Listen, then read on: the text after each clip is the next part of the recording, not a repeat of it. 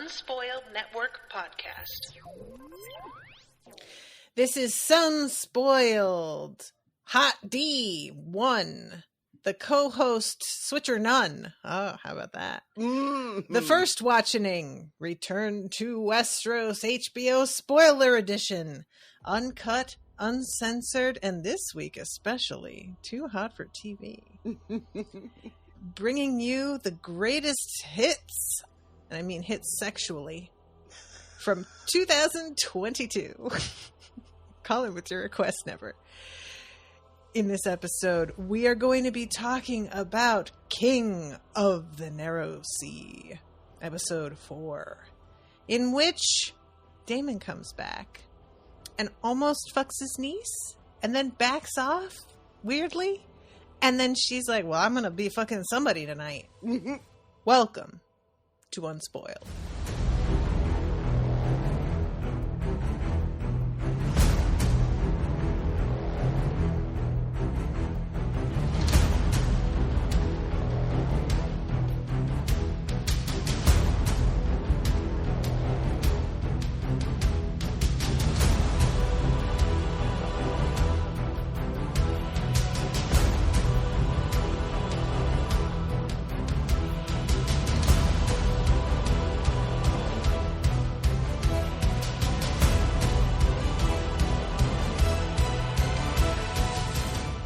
Welcome to the show, everyone. I am Natasha. I'm RoShawn. So this episode was quite a bit. It was. It was lots of bits all over the place. In your face. Bits everywhere. That is not what I meant, but I stand by it. So, yeah, this is the episode where I officially was just like, all right, it's mushroom. We're going to just go for it. We're doing the mushroom version. I'm going to let it all go. I'm trying to just let it go. And I'm not going to sing it because I haven't gotten that song memorized, but you know. I feel like at one point you were like, I'm here for the mushroom version of events though. So I had been, and then you saw it on the screen. Out that way. It started out like they weren't doing that and they were just fucking it up in different ways for me. And now I'm like, all right, see, if you're gonna just do it, then just do it. And I'm okay, sure, let's go for it. We're gonna have a salacious sort of scandal thing happening. Yes, it and I also in the Discord chat about the show, I sort of realized my issues with the girls not having the kind of agency that I was hoping to see from them. And I should have realized they would do it this way. Do you remember how Daenerys is not raped by Khal Drogo, but in the show she is, because they want to show her being helpless and powerless before she comes into her own. Mm-hmm. That's clearly what they're doing. Is they're starting these girls out with way less agency than they had in the books. And then plan to build on that eventually, so that it's a real oh, look at how their character grew kind of thing. And I should have realized that that's how they were going to do it. I find it annoying because I don't think it's really necessary to set it up like that, but I should have realized. So I'm just going to back off on that because I'm clearly giving them a little bit too much credit, because they don't give the audience that much credit, is kind of the vibe I get with how they feel they have to really dumb stuff down to begin with in order to build it later.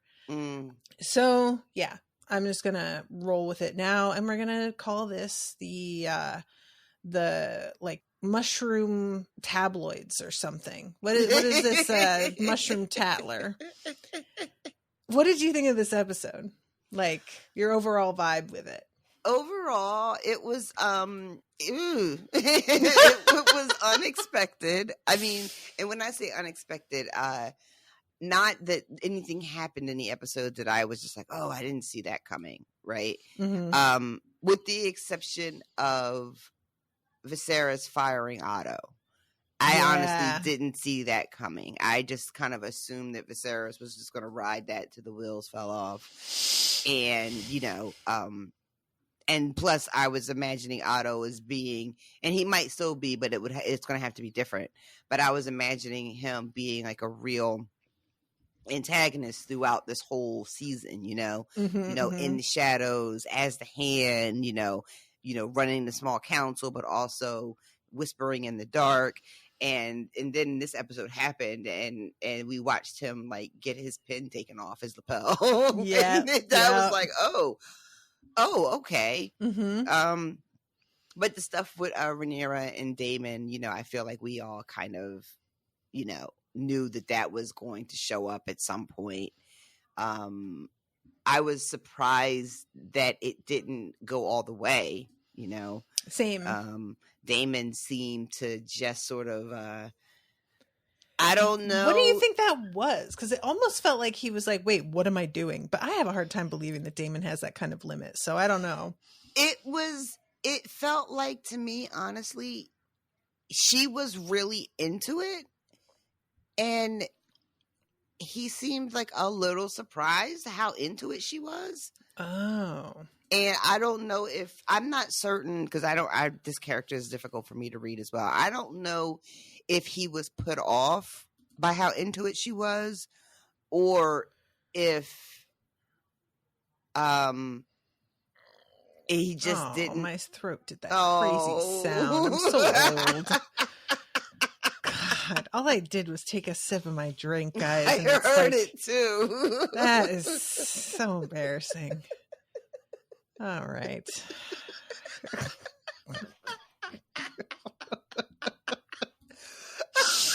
This is very upsetting for me. Anyway. The body just betrays us at every turn. It literally, I mean, does everybody need to know that I had a sip of my drink? Is that why is it very important for everyone to hear about it? What's the deal here? Also, why does the body just start doing that as you get older? Like, you've been taking sips of water your whole life and it's never been an issue. It's like, apparently those muscles just start to get tired out. This is what I read, because I looked into it because I was thinking the same thing. Of course you did. I was just like, but why though? And they were like, nah, you're old. Thanks for coming to our TED Talk. That was the summation of the explanation. That sucks for you, but the whole body just doesn't really want to do the body thing anymore. So you just kind of have to get it to do it against its will from now on. Oh my God. We are a joke. This is just like the whole, I mean, I know we've talked about this so many times, it comes up, but the whole construction is shoddy. Shoddy. It's just like some fucking 28-year-olds got a loan from their parents. They're just gonna flip some houses real quick and call it humanity and try to make $1 and then make a run for it. It's just truly. But anyway, so sorry, everybody.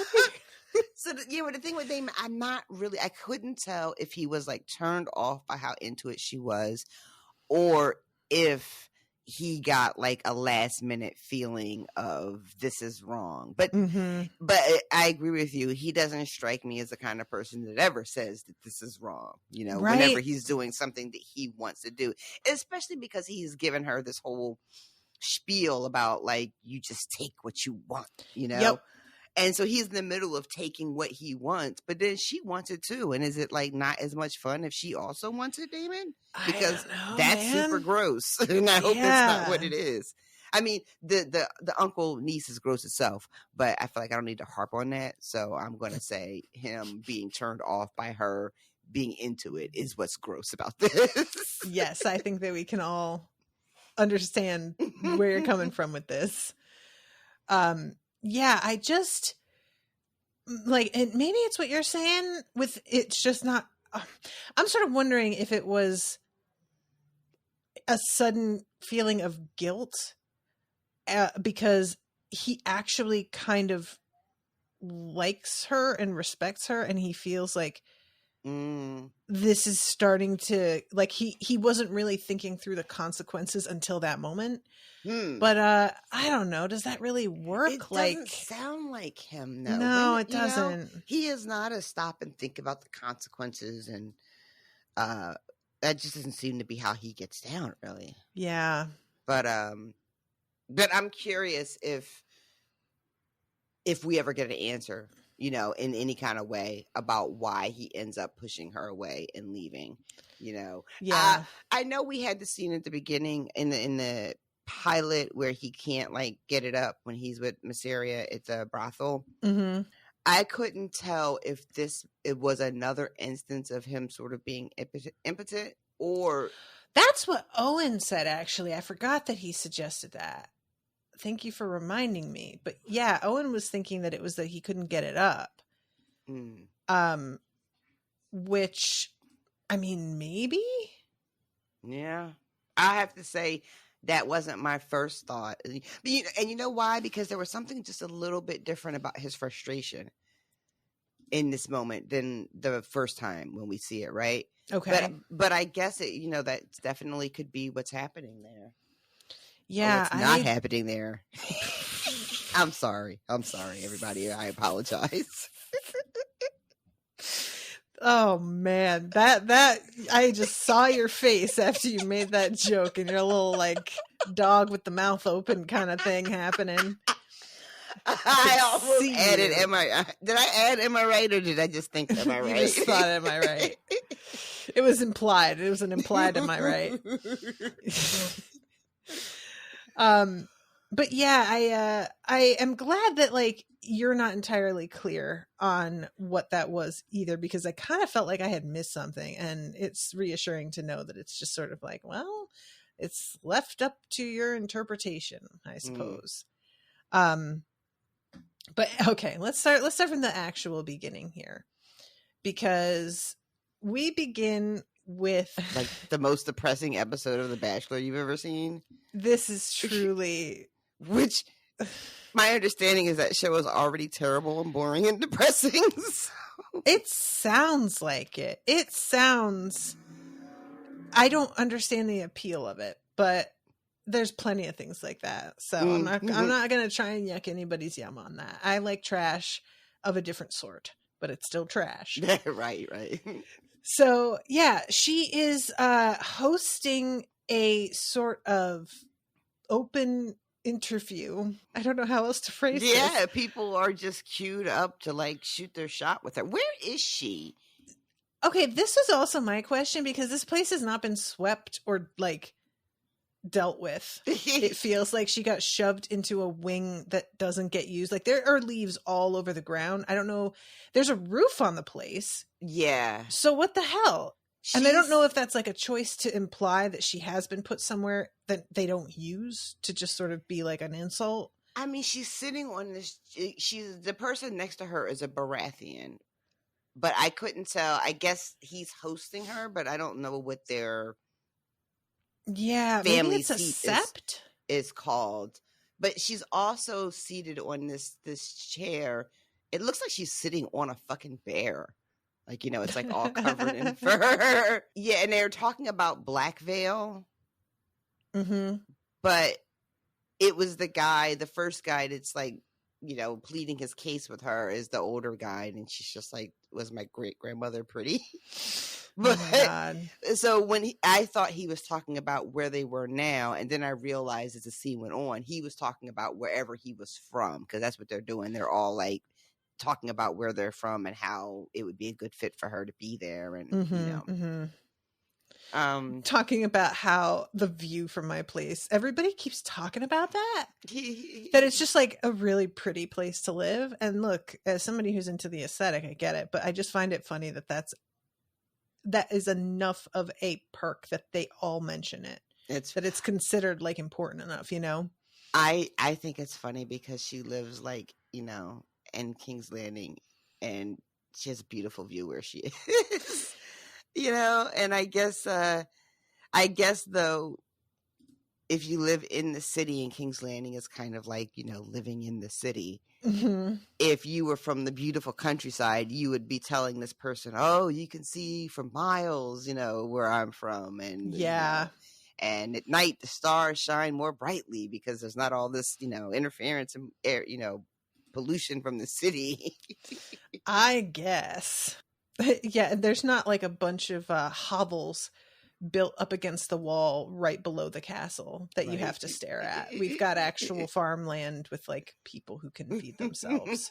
But yeah, I was like, even if she is with the Baratheons, like, is this his Great Hall? It's just so empty.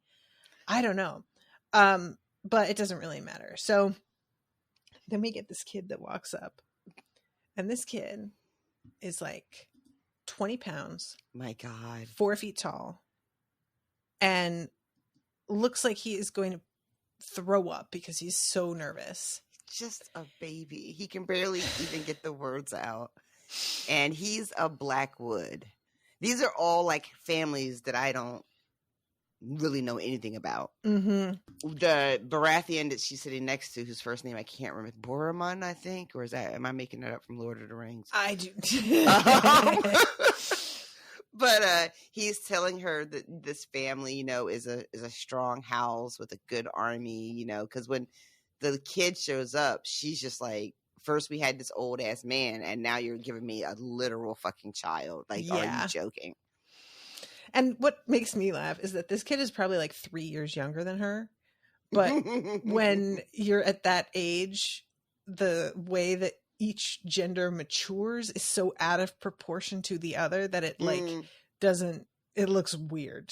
So yeah, this kid, I wanted to mention the ongoing feud between the Blackwoods and the Brackens, who is the dude that he winds up fighting. Yeah, so this is a whole thing. So I was trying to check the guy that's being really shitty, looking at his sigil, and I was just like, am I supposed to recognize that? What is that on his chest? I could not make it out, and I wanted to Google it so bad, but obviously I am not allowed. Let's see. So the kid is he the Bracken or is he the Black? He's the Blackwood, right? The little kid is the Blackwood. Okay. And then this guy that's heckling him is named Bracken, I guess, or Brecken. A red stallion upon a gold shield on a brown field. What a weird that's what he's wearing. Sigil. The Blackwoods have an old and bitter feud. I'm reading from the Wiki of Ice and Fire. An old and bitter feud against their neighbor in the Riverlands, the Brackens, coming from the Age of Heroes, when both houses ruled as kings. According to the Blackwoods, the Brackens were petty lords and horse breeders who hired swords to usurp the Blackwood kings. The Blackwoods believe this occurred 500 years before the arrival of the Andals, but the, quote, true history states it was 1,000 years before the Andals. And let's see, according to the Blackwoods, according to the Brackens, they were kings who ruled the Red Fork, but were usurped by their vassals, the Blackwoods. So one is like, you rose up and you were supposed to know you were the one who, yeah. And this dude is aggressive against this fucking child. And this little kid is like, all right, you get one more. You get one more time. This is so great. I love I'm not even trying to play. Rhaenyra is like, I have had enough of it. And she gets up and leaves. And in the background, the two of them are just fighting. And then you hear this like gasp, and somebody goes down and the camera pans, and it's that grown fucking man who went down to this little kid. I am into it. He was talking so much shit, and that little kid had something for that ass that was unexpected by everybody in the room. And shout out to the woman behind the two guys as they start talking shit. I sent you that meme of the black woman and her face reactions as that scene progressed. Oh my God. But then, if I'm not mistaken, the guy that was up on the dais with her, like, he runs down to the guy that got stabbed, the Bracken. And so I was like, oh, are they related? So that made me think. Him? I'm not sure. I thought it was because I didn't recognize the sigil. I was like, oh, was that kid a Baratheon? Because I thought it looked a little bit like a stag, but it turned out, to be something entirely different. Gotcha. Yeah. But I was like really desperately trying to figure out who was who in the room, And it's really fun to hear that backstory about them, because that shit did escalate really quickly. And with no context, really like, you're just like, what the fuck? Really? But yeah, that's fun. So, and what I really enjoy about this, there was something I saw, I can't remember where I saw this posted, but somebody had said, reminder everybody, but that kid is the age that Jon Snow is supposed to be in the book. I saw that. Is that right? Yes. He was like 14, I think, and eventually he like turns 15 once he joins or something like that. Oh my goodness. Yeah, I guess So, that is yeah. right.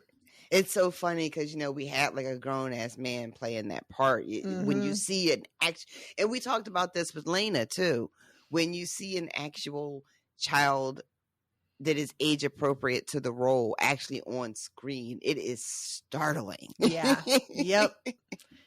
And I totally understand why we don't get more of it, but I wish we did, because I feel like there isn't the like it's the sort of thing that, you know, this is something that Rhaenyra probably would not have said, oh, and an actual child, because it's just, this is par.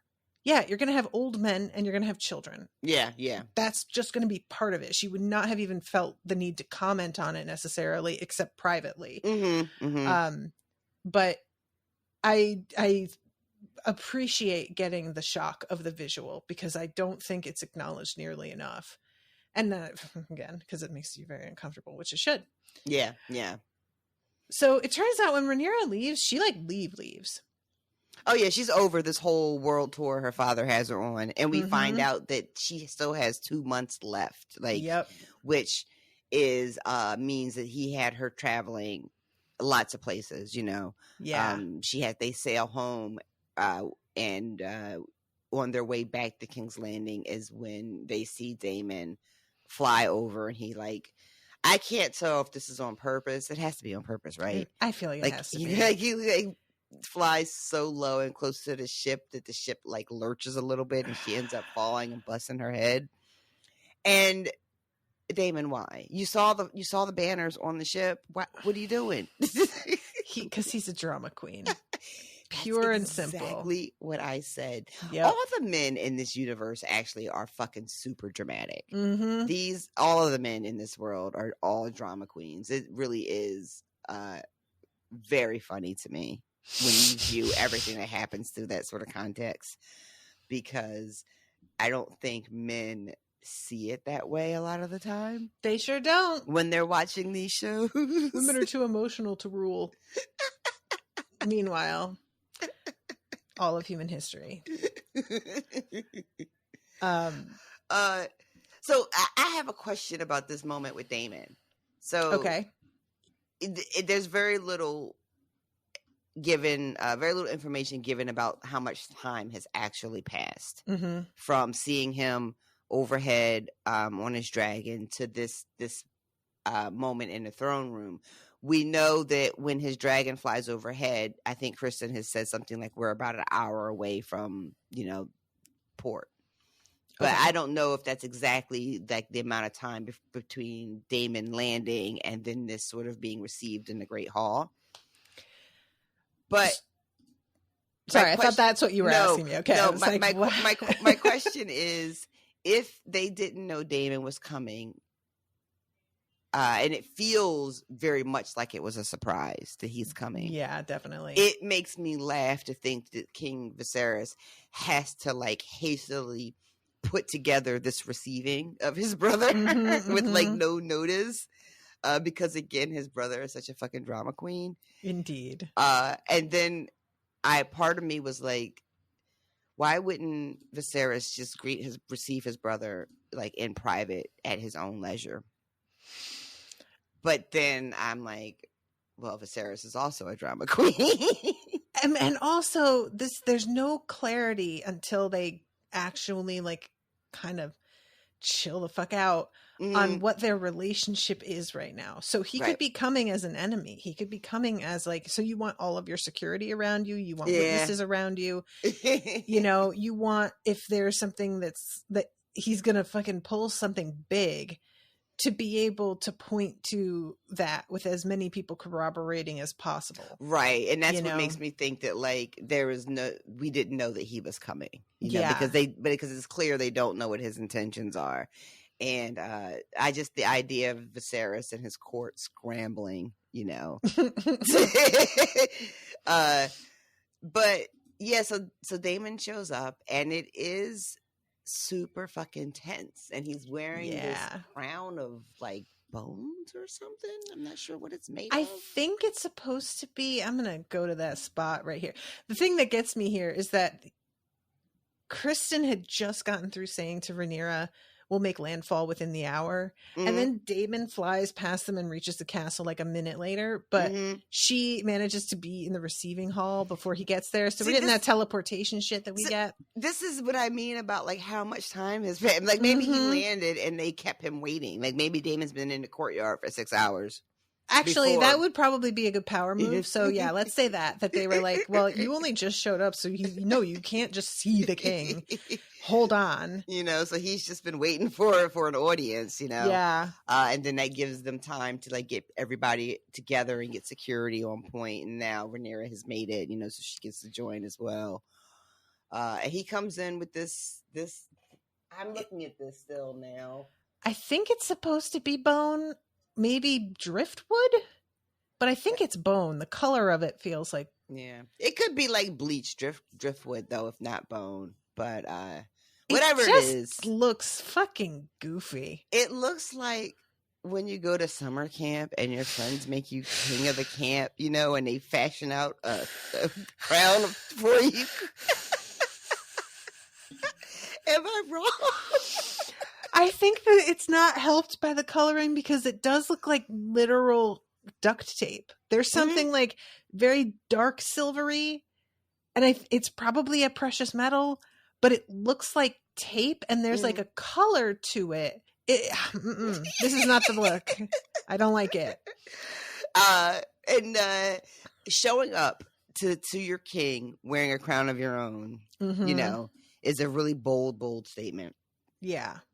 And what ends up happening, though, is him basically sort of deferring to his brother as like the only true king and taking his crown off and being like, the crown and the stepstones are yours. And they have this really nice reconciliation, and then the whole room erupts into applause, Then everyone clapped. Did they be like a tag group?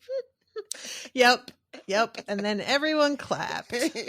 Yeah, this was sort of unexpected, but I applauded his like being intelligent enough to do this, because I was not, Daemon is very. I wasn't expecting it. Yeah. So I was just kind of like, especially like show Daemon, they may not just have him do anything logical. I don't know what they're going to have him do. Yeah. But he makes a good call here, and clearly his brother seems really touched by it. And sort of the cynical part of me is like, is that the point, to like get him off his guard? Like, I love Viserys's like, and where's Corlys at though? Like you should, like both of y'all need to be coming to me and apologizing and making a public display that I am still your king. And I guess Corlys had other stuff to do. Corlys is busy. Yeah, he doesn't need to be here for this. We're good. He's still mad. He's so mad. We find out a little bit later, too, that not only has he been... It's so funny. They're just like, how is he still mad? It's been years. Sir. Mm-hmm. A grudge is endless if you hold on to it right. Okay, hold on. I gotta open my thing to put that into my little postcard. A grudge is endless if you hold on to it right. Thank you. Ooh, I have I'm a complicated delight, a parfait of self-deprecation. I forgot about that one. That was Is that yours? No, that was you. Oh God. Because you said something about how you don't think you're really good enough to have imposter syndrome. And I said you have imposter syndrome about having imposter syndrome. This is why everybody should be subscribed and going to the Unsobers, because they are really chock full of gems. unlike Damon's janky crown. Nice. You like that transition? Bringing it back. Very nice. Skillfully done. So yeah, they embrace, and it's actually like there is kind of a sweetness to it because Viserys clearly just wants to be okay, and I really felt for him on that. You know, he really accepts this apology and is like visibly relieved to have his brother back in the fold, and you really do get the sense that Viserys does not want all of this acrimony between the two of them, you know, 100%, and that he has great affection for his brother, and but his brother just will not fucking stop making his life difficult. You know? And every time Viserys feels like he opens his arms back to Daemon ends up fucking up and has to be told to get the fuck out again, you know, again. Yep. Because when they're at this reception, you know, and this sort of like cocktail hour that's happening here. I guess, yeah. You know, Viserys is like, he's laughing and then talking about, you know, their mother and how Daemon was the favorite, and, you know, it seems really genuine. Also, Viserys is drinking a lot. And that is usually not a thing that I say about anybody because, you know, glass houses. But I noticed this episode that he has wine in almost every scene, and is shown asking for more. And I had been like, when are they going to make him like the cool party king? And they're doing it, and it's just not what I thought it was going to be, and it's a lot sadder than I was expecting because I thought it would be fun, and it's not fun. Not as much fun to watch as I take it all back. My bad. And oh my God, we get that classic moment of he hasn't seen the tapestries. Do you want to see the tapestries? God, the way he says that. I fucking burst out laugh. Like, it's obviously, there's a sense here for me of not only just trying to like joke around with his brother, but he mentions later when he's talking to Otto that he is starting to see how he got played.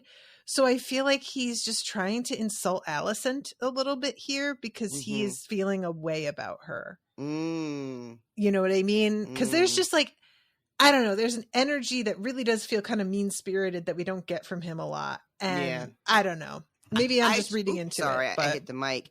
I chalked up the sort of callousness of that moment and really being like kind of mean-spirited and condescending to Alicent as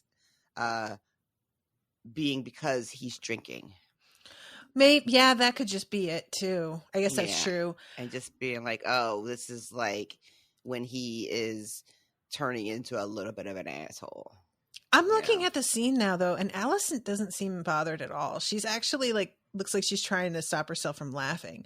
So maybe I'm being oversensitive and he didn't even mean it to be like mean. It just kind of came across as like, all right, guy, ouch, you know? Maybe that's just my reading into it a little bit because I'm just like feeling kind of defensive of her because she's just in this position with this all, you know?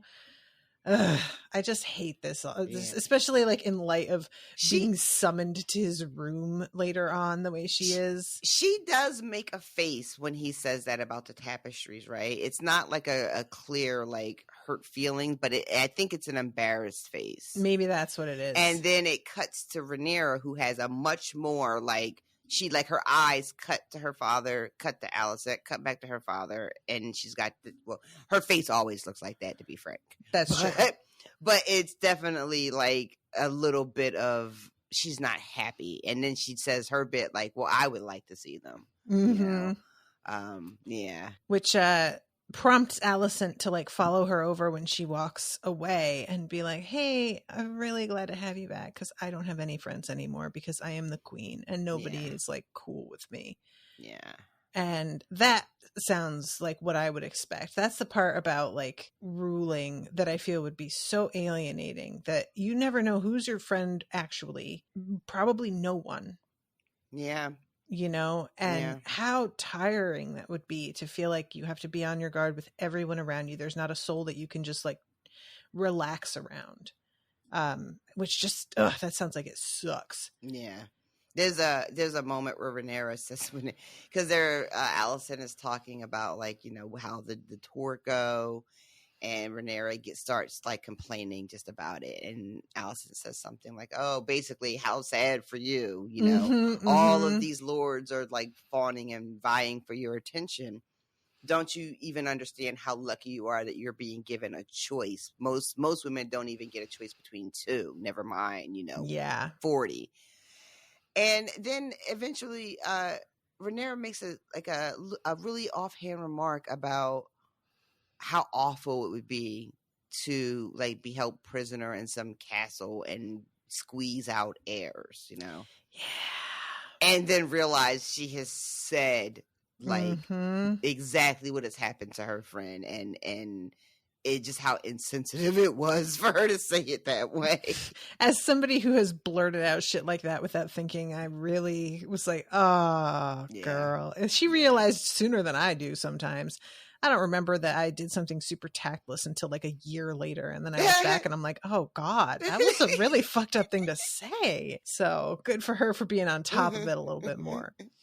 Yeah, my feelings for Allison, even though this was a very sort of sympathetic episode for her, my feelings on her are still, I don't know yet. You know, it's a very there's just something. I don't know. I can't put my finger on it yet, guys. There's just something there. Is it the memes that you've seen about what she was like in the books influencing you, maybe? No, I thought about that too, but like the memes really just make it seem like she's much more like outspoken and aggressive in going after whatever it is she wants, and that sounds to me like much more interesting, you know, portrayal of a character.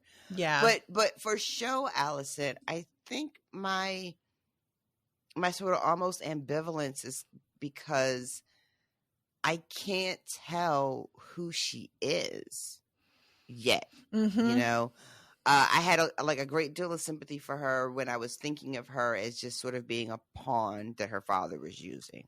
Right. And then we talked a little last week because she is in such a position of power now in certain ways. You know, she's literally queen. And we saw her father still manipulating her. And I don't know. I guess I'm just having trouble figuring out, like, what does she want? You know, what are her ambitions? Does she have any ambitions, you know? Because otherwise it's almost like I don't know what her point is. Other than she produced these additional children that now, like, there's a son, you know, that has a claim to the throne. And that might just end up being it, but I thought there was going to be more of a story between Rhaenyra and Allison. Yeah, I don't know. So I'm just, I don't know. We'll get to her a little bit more in towards the end of this episode. It sounds like even though you did not read the book, that you still do kind of want the thing that I was also wanting, which is somebody with a bit more agency and personality. I think I just would like her to, you know, have, if she's not going to have agency, she should at least have personality. You know, and for right now, and you know what, your intro, when you talk about how you have to sort of reframe how you're meeting the show where it is understanding that they are maybe plotting it so we are starting the women at the lower power level, like when you play a video game. So then, you know, they can, like, you know, ramp up a couple levels and you can, so maybe I am reacting to that same thing that you just described, and I'm just kind of like, all right, well, when do we power up though? Like, yeah, this is episode 4 and there's 10, I think, for the whole season, right? So it's about time to start fucking doing something, guys. I will admit that we had talked about like what I was and wasn't spoiled on, and I was talking about, I was fairly certain I had read or heard that there were going to be like multiple actresses to play these characters across the age range. So I did see a headline that said that I think maybe this episode or maybe next episode is going to be the last one with these two actresses. Okay. So I got spoiled on that bit, so I know that there is a significant time jump coming. Mm-hmm. But other than that, I don't know. So maybe when I meet them as more mature women, I'll see what I was kind of wanting to see in these episodes. So I'm hopeful about that. It's sort of like the danger there is kind of what we had run into with the last time jump, where are they going to be acting in ways that don't make sense to us because things happened off screen to sort of motivate them, Right. So we'll see. I hope that they are able to like pull that off, because time dumps are always really, really tricky. Yeah. All right. So the little chat between the two of them. Then we go to Dameon in the Godswood, and he is basically like, Rhaenyra, just pick somebody and then just do what the fuck you feel like doing. Listen, isn't that what I said? Mm-hmm. And she's kind of like, that's a thing that dudes can do. And he's like, I mean, not just though. Mm-hmm. Like, he is right and wrong. It's like, he, depending on the kind of woman you are and the position that you are in, maybe you can get away from that with that. God. Maybe you can get away with that. Is that a sentence? Thank you. Yes, it's a sentence. Good. Confirmed. And but maybe it ends you with can. A preposition. What's a preposition? Can you I don't know if it ends with a preposition. I can't remember if that is a preposition or not. I know it is.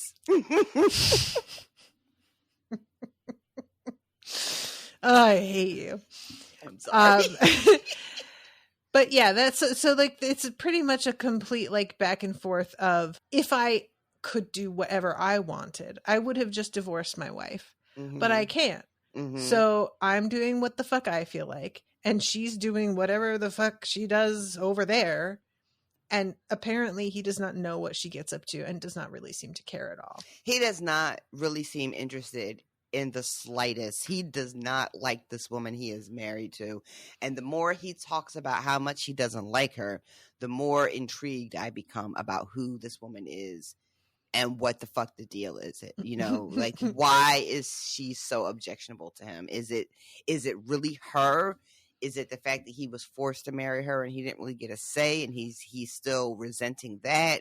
Is it that he's just not sexually attracted to her? Like, what is happening? And I don't know if it's important enough to ever really be included in the story. Or she's like Maris, she's just always off screen that we're just, like complaining about. I love it. That did not even occur to me, but I love it so much. She is like Maris. Wow. Okay. That's just going to be a thing that I have to return to at some point. We will get there eventually, and I will. That's a real juicy thing to sink my teeth into. Okay. I should mention too, in the conversation, they are speaking in High Valyrian the entire time. Yeah, I enjoyed it. I don't know if it was necessary, but they always speak to each other in High Valyrian whenever they can. And I don't know if it's just like, what do you call it? Like fan service or whatever, I don't know. I know people always like those scenes, and fans seem to really like enjoy those moments. Mm-hmm. I do as well. I think it's just neat. Yeah, I personally find it really fascinating whenever there's a call for an actor to speak a fake language in a scene to see how they pull it off. And I felt like it was really believable here that this was an actual language. Like, it really did feel like a conversation. Sometimes especially in the original series, it would feel like somebody was just reading. Something as opposed to speaking with someone. And this really did feel like they were talking to each other. So, and she says at one point too that your wife is lucky because you didn't get her pregnant as well. So bringing up again her like worry about pregnancy. Right. Yeah, he says something really like fucking not very generous about his wife, about like how hostile her womb is. Yeah, I don't think a child could survive. Ouch. But then he says something really kind of sweet to Rhaenyra about like living a life of fear. You'll waste it. You'll find that you wasted your whole life if you live it in fear. which is, it's true. And it's true. It was a unexpected to me, an unexpected moment of like sincerity and like genuine life lessons that I'm sharing with you, kind of thing. Yeah. Yeah. And especially like, I really feel like Alicent's comment should get more attention, which is that you actually are getting a choice at all. And I do feel like it doesn't seem as if Rhaenyra appreciates that. Yeah. And again, I understand her frustration. I'm not trying to say like, well, you should be grateful in just a general sense, but comparatively, she really is being given a lot more power than a lot of people, not even just women, but a lot of guys are set up in marriages that they're not interested in as well. Look at Dameon. Yeah. I feel like I don't know. I think that what we're watching with Rhaenyra is sort of unprecedented, that she's giving this latitude to choose, who it is she's gonna marry, given the opportunity to say no, not you, after Rhaenyra is talking to Daemon, it goes to it goes to the High Council, doesn't it? Yeah, we go to the fact that Corlys is entertaining a marriage with his brother to I think a Braavosi lord. I can't remember who the dude is, but basically this is looking like it could be an alliance between him and somebody that could be challenging for them to deal with in the future. Like this alliance could be a problem, or at least just not to their advantage. Wait, what do you mean about his brother? His brother? Did you say something about Corlys and his brother? I said his son. Did I say his brother? You did. Okay, that's my bad. Sorry. But it's his daughter that's being married, though. It's being floated. It's his daughter. Oh, yeah, you're right. That's right. Because then it's his son that was suggested last episode for Rhaenyra. That's right. I'm getting it all twisted around. Thank you, ma'am. Everything is fine. But yeah, so it's like the idea of them having an alliance with the Free Cities is what apparently is just, this cannot stand. And again, well, is he still mad about that? And it's like, well, yeah, it's a permanent thing that you did. It's not like I just like ate the last of the plums in the refrigerator that were so cold and so delicious, and now you can just go buy new plums. Like and new plums. You know that poem, right? They were delicious, so cold. But yeah, so not only was there the disrespect of like passing over marrying his daughter to Viserys marrying Alicent instead, it doesn't appear that there's been any sort of attempt to make up for that in any significant way, And then he left Corlys fighting for 3 years or however long it was. Yep. So Viserys is like, oh, he's still mad about that one thing. And it's been several things. And you could have been jumping in, but you're still mad about a thing, apparently. Like, you finally jumped in because somebody went to you and was like, hey, he's going to die. But you were over here just being like, well, he didn't ask my permission, so. Yeah. I know it's been a couple years. Viserys is acting like he is not familiar with being petty and doesn't understand what Corlys is mad about. Exactly. Sir, you're king of petty, and I mean that in every sense. And Rhaenyra is in on this conversation. I just want to mention too, she's like seated at the table with everybody. Yeah. This is I feel like this might be the first. She doesn't speak, but this is the first time we've seen her seated. She's not doing like the cupbearer thing, right? So yeah. And then they mentioned we would have to do our own marriage pact, and of course her father like just laser points his eyes on her, and she just gets this look like she's gonna have a fucking panic attack. Yeah. No, she knows exactly what the fuck that means. Yeah. And then it goes to this moment of Alicent, and she's got a new baby in her arms, Mm-hmm. and she is staring, I think, wistfully, like out the window, right? Yeah, bouncing this kid. Yeah, looking at that, like the outside world that I guess she is just doesn't get to be a part of, Which she absolutely would not be doing this job. Yeah, she would have a fucking crew of nurses and wet nurses and whatever, and she would just not be in the position where she just had, unless she chose to.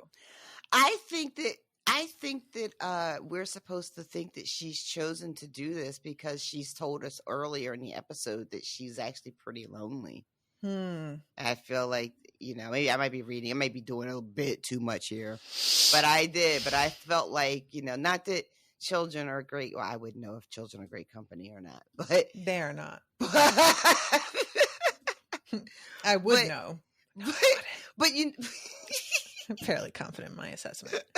But to your point about having nursemaids and whatever to do this, like, soothing of the crying baby, we do see her later in the episode take over the bath duties and like sponging Viserys off when he's got like an army of servants right there. Mm-hmm. So maybe we're supposed to understand that is just maybe part of her nature to be hands-on in this way. I don't know.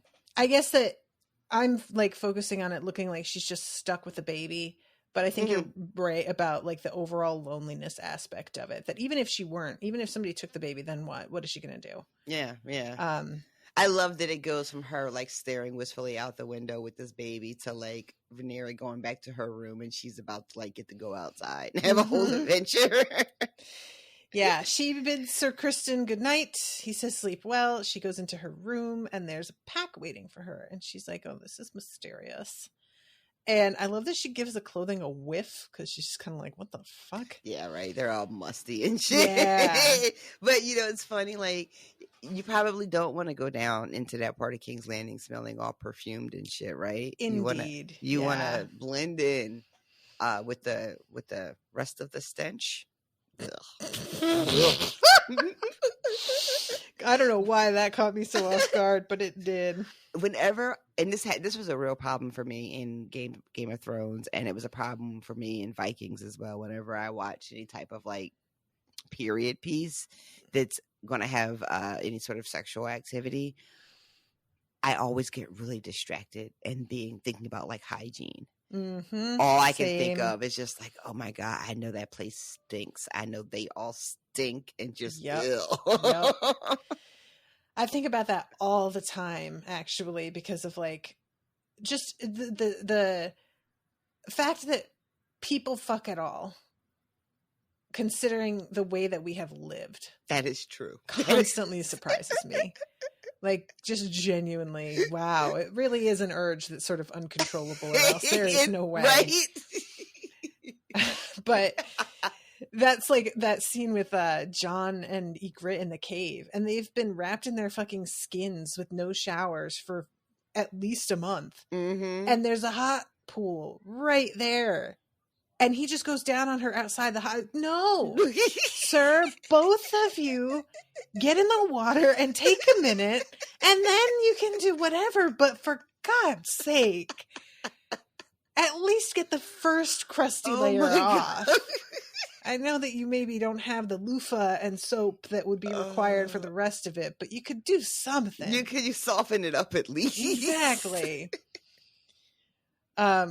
So yeah, she there is like a secret exit from her room, and it seems like she didn't know that this was here. I love this because we knew from the first series, Varys talks about, and I think Tyrion does too, and then we actually see it so many times. There are a million different like secret ways all throughout the castle, right? Mm-hmm, mm-hmm. And so finding one in her room was really, really cool. I was just like, oh, look at that. There's one of those passageways. I was like, I bet Varys used that door. He 100% did. Definitely. And when she walks out, I love that there's like all these torches lit in the secret passage. Like there's servants going down there into the bed. That would not happen, but it's totally fine. And she winds up in that spot where that Balerian skull is. Mm-hmm. And then we get this like little shot of all of these little mice that are just chilling and watching her. He got some little treat in their little pawsies. And I was just like, all right, we can end the show here. That's pretty much all I need. Was that it? Is that what you came for? That's all I want, is just these like adventures of mice that live in the Red Keep. I would love a story written from the perspective of the mice. There's all the shit they see overhead when Allison is having that really tragic fucking scene with Viserys, and there's like one overhead in the rafters that she's like staring at, that's watching her shame. I forgot about that. Oh my god! See, I love it. These are Mushroom. The mice are the stand-in for Mushroom. Maybe they're his little birds, but little mice. Their little paws gripping their thing. I just love thinking about props dealing with these guys, or animal wranglers, or whoever it is. Maybe props works with animal wranglers. But it must be really fun to have these like cute little animals. So you're like, oh, it's time for the mouse scene. Come here, little guys. So yeah, she is dressed like a boy. And she definitely like pulls off looking like a little boy too, because she's so slight, you know? Mm-hmm. And Dameon is dressed like one of those characters from that video game that people are always memeing, but I don't know what it's called. You know what I'm talking about though? Are you talking about Skyrim? Or something Creed? Oh, Assassin's Creed. Oh, yeah. I see that. Yeah, I never played that, but yeah. Oh, I never played it either. But again, I just know it from the memes. That's literally where I'm getting 60% of my information these days. Listen, right? I didn't know the Queen died until I saw some weird fucking Seinfeld meme, and I was like, what? Wait.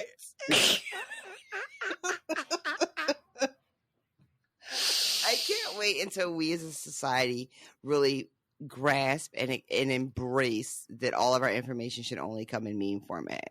That's all I want. Like, we're really close. You know, there's a couple of holdouts, but when we get there, it's going to really, what a time to be alive it's going to be. Like, we've got this whole thing with the two of them going to a Mummers show, and that's basically what memes are. People got their news from the Mummers show, and now that's memes. She's watching that fucking Mummers show.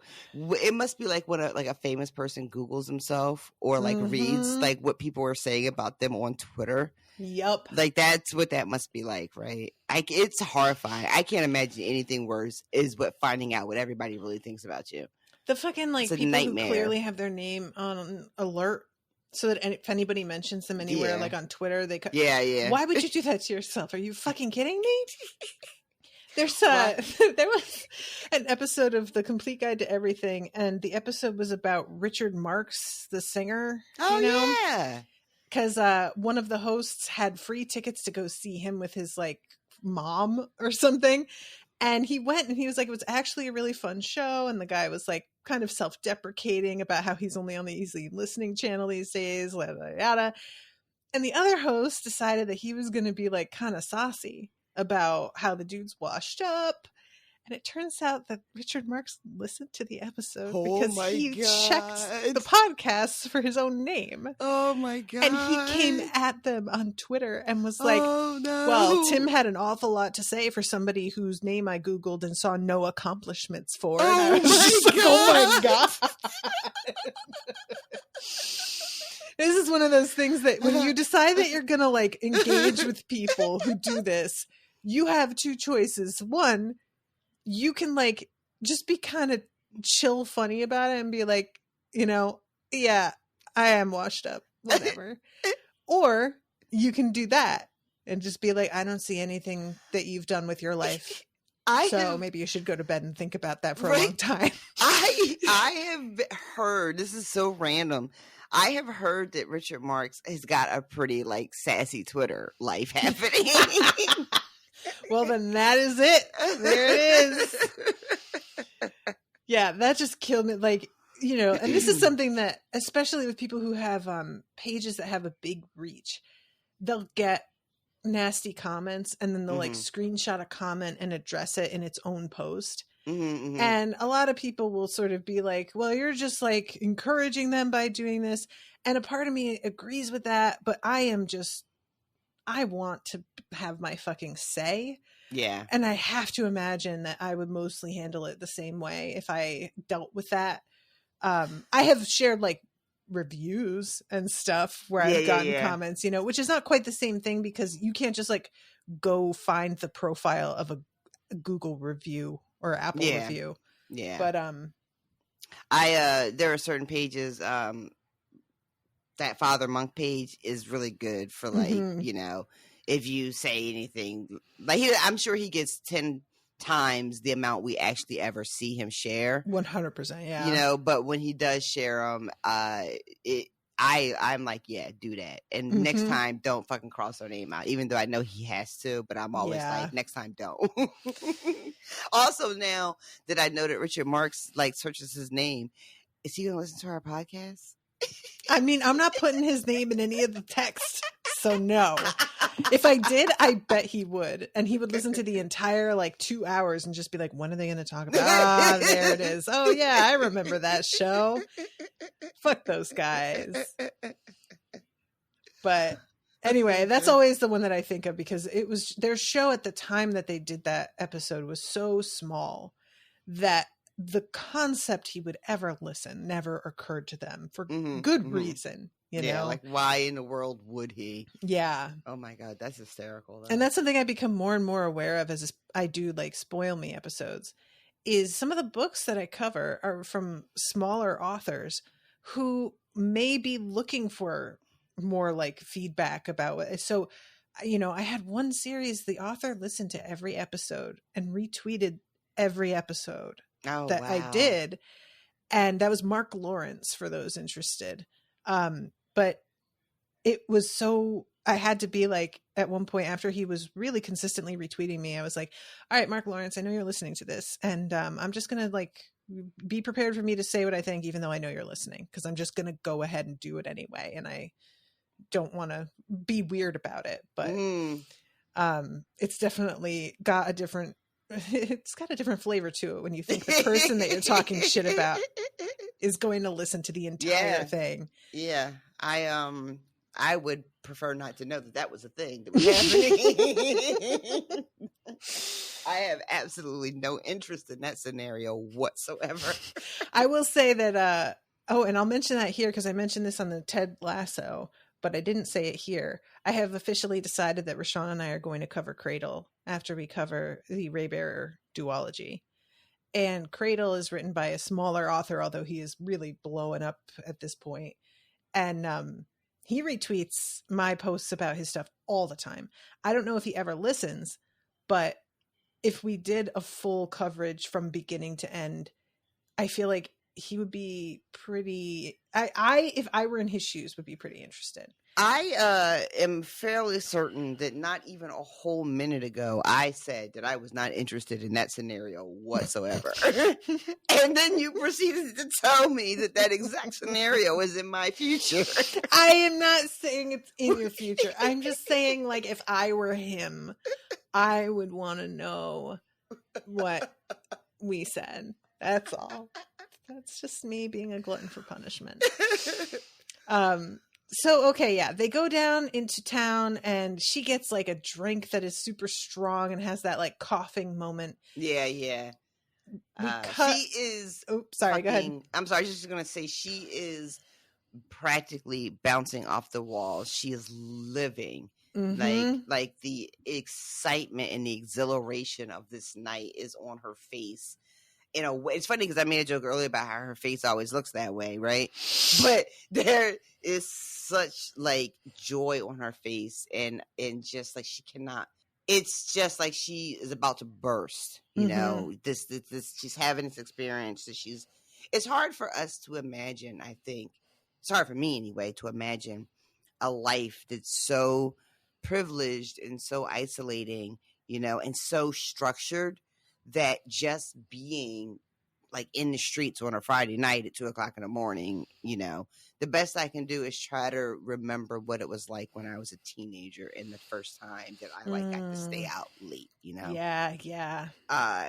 And it's just, you know, she's just fucking ready for anything to happen tonight, you know? I do find it funny too. They've got her, you know, she's going down into the city, and I'm like, they found the best part of the city, I guess, because we've got fire breathers and we got a guy walking on a tightrope. Right? And I'm just like, they're not showing the part where somebody's pissing against the wall. This is not Damon's first time. That's true. Damon knows where to take her. That makes sense.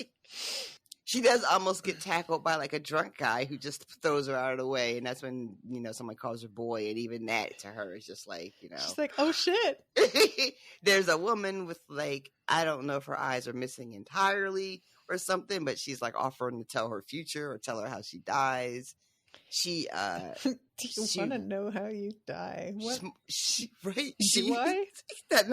Not if, no. Your last words are, I was kidding. That old fucking meme of the Olsen twins made it into my timeline yesterday. I hadn't seen it in like a couple years. You know, the one where it says the Olsen twins look like one of them knows when you die and the other one knows how you die. Have you ever seen that? No. Oh God. You know, that's pretty good. It's really, really good.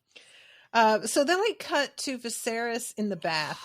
He is surrounded by people. Like, literally, there are 10 people in this room with him as he's taking a bath. I cannot imagine. And I would rather die. He's in the tub with a cup. Mm-hmm. And he is...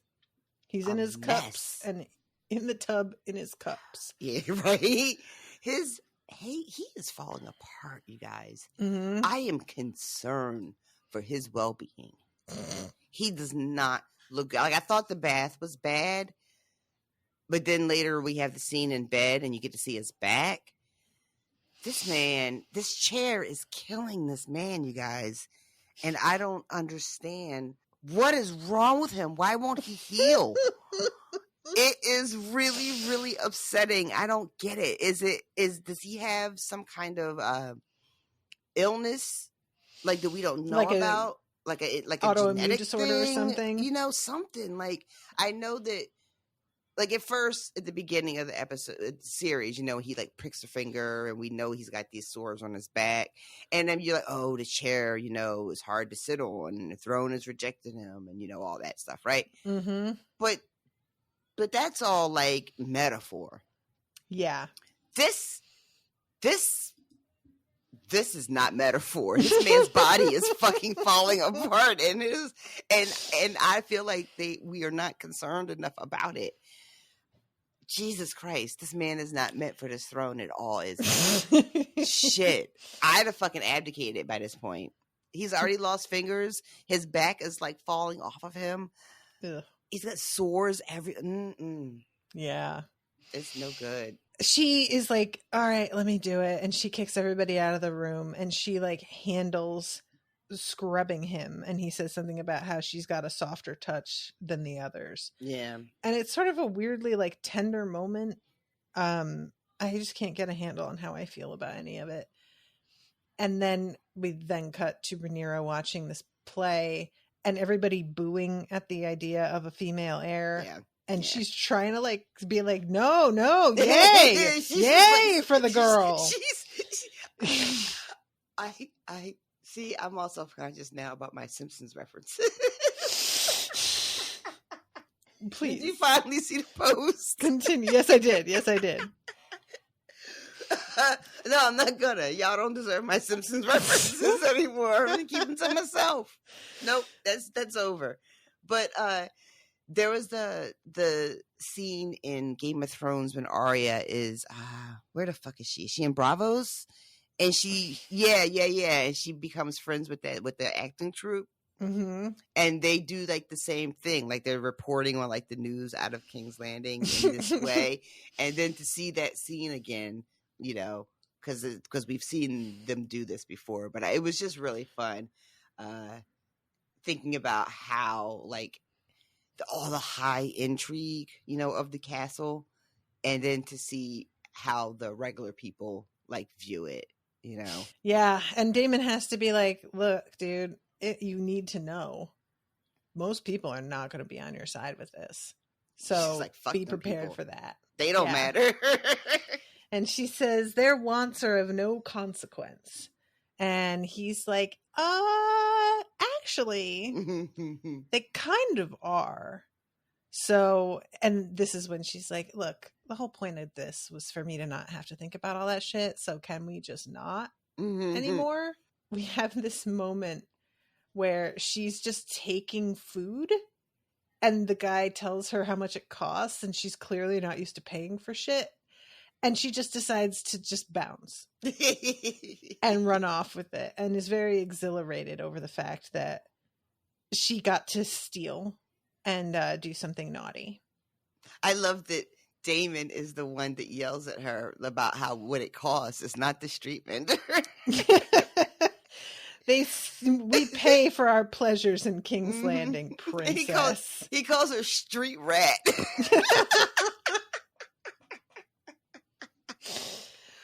But yeah, so she starts running and then she bumps in to somebody from the castle, one of the knights from the castle. Is it Harwin?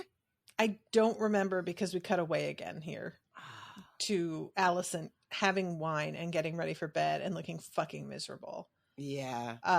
But then, okay, now we cut back in. There are some dudes on the street. I don't know what they are wearing. She like shoves between them, and maybe somebody who is more the guy into this universe. in the tall hat guys. Tall hats, yeah. It's like candy cane men. They're all stripy, and they've got like paint on their faces also. And I'm not entirely sure what their deal is meant to be because they're not speaking, and they don't like say anything to her, even as she like pushes through them. That I noticed, it's like they have to keep silent. So I have no idea what. Maybe there's some kind of religious order or something. Maybe that exists at this time, and it didn't make it to the Westeros that we all know from the show and everything, the books and everything. Huh? Yeah, it's Sir Harwin. Yes. Yeah. What was that? I keep seeing pictures of him. People keep taking like stills from the show and just showing his face. And every time it looks a little bit better to me. Every time I'm like, oh shit, word.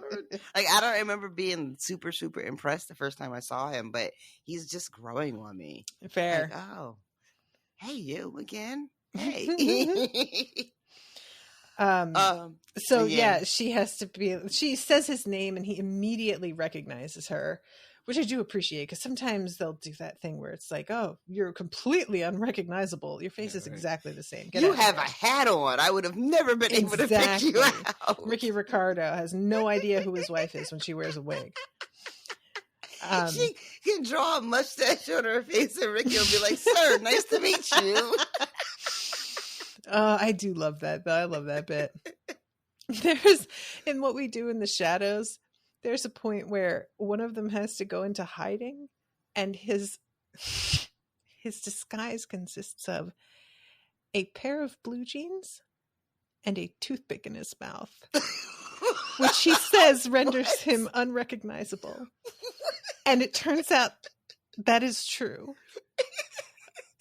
Nobody knows who he is. Like, it's just so dumb, but I love that shit so much. So anyway, this is when Alicent is woken up and told that the king has asked for you, and she clearly is not interested. She is not in the mood. She's just like, it's kind of late though. It's funny. She's like laying in bed. Her hair is still all done. She's got her earrings in. What are you doing, girl? I love that. I don't know if it's intentional or not, but when Rhaenyra goes to her bedroom before she sneaks out, one of the first things we see her do is like take her earrings off. I don't even know, right? Because that's what you fucking do when you're going to bed. And then we have the scene later with Alicent and, fully still done up with all her jewelry on. And she's like, the hour is very late. And I'm like, it is indeed. So what are you doing, girl? I love that the servant is just like, yes, but also, what do you want from me? Like, do you want me? Do you think I'm going to go back to the king and be like, oh, she said it's very late? So we go then to this spot in the street, I think, or are they in a building at this point? There's all of these naked women dancing. Actually, there's some dudes in there I'm seeing, but they're just not as much in the forefront.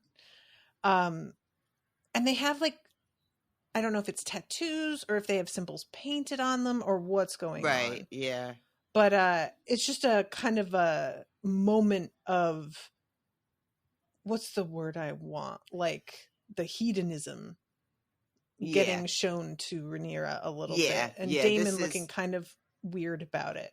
This is definitely the way, like, once we get the camera pans over to this sort of this act that's like part sex and part acrobat and part dance, you know.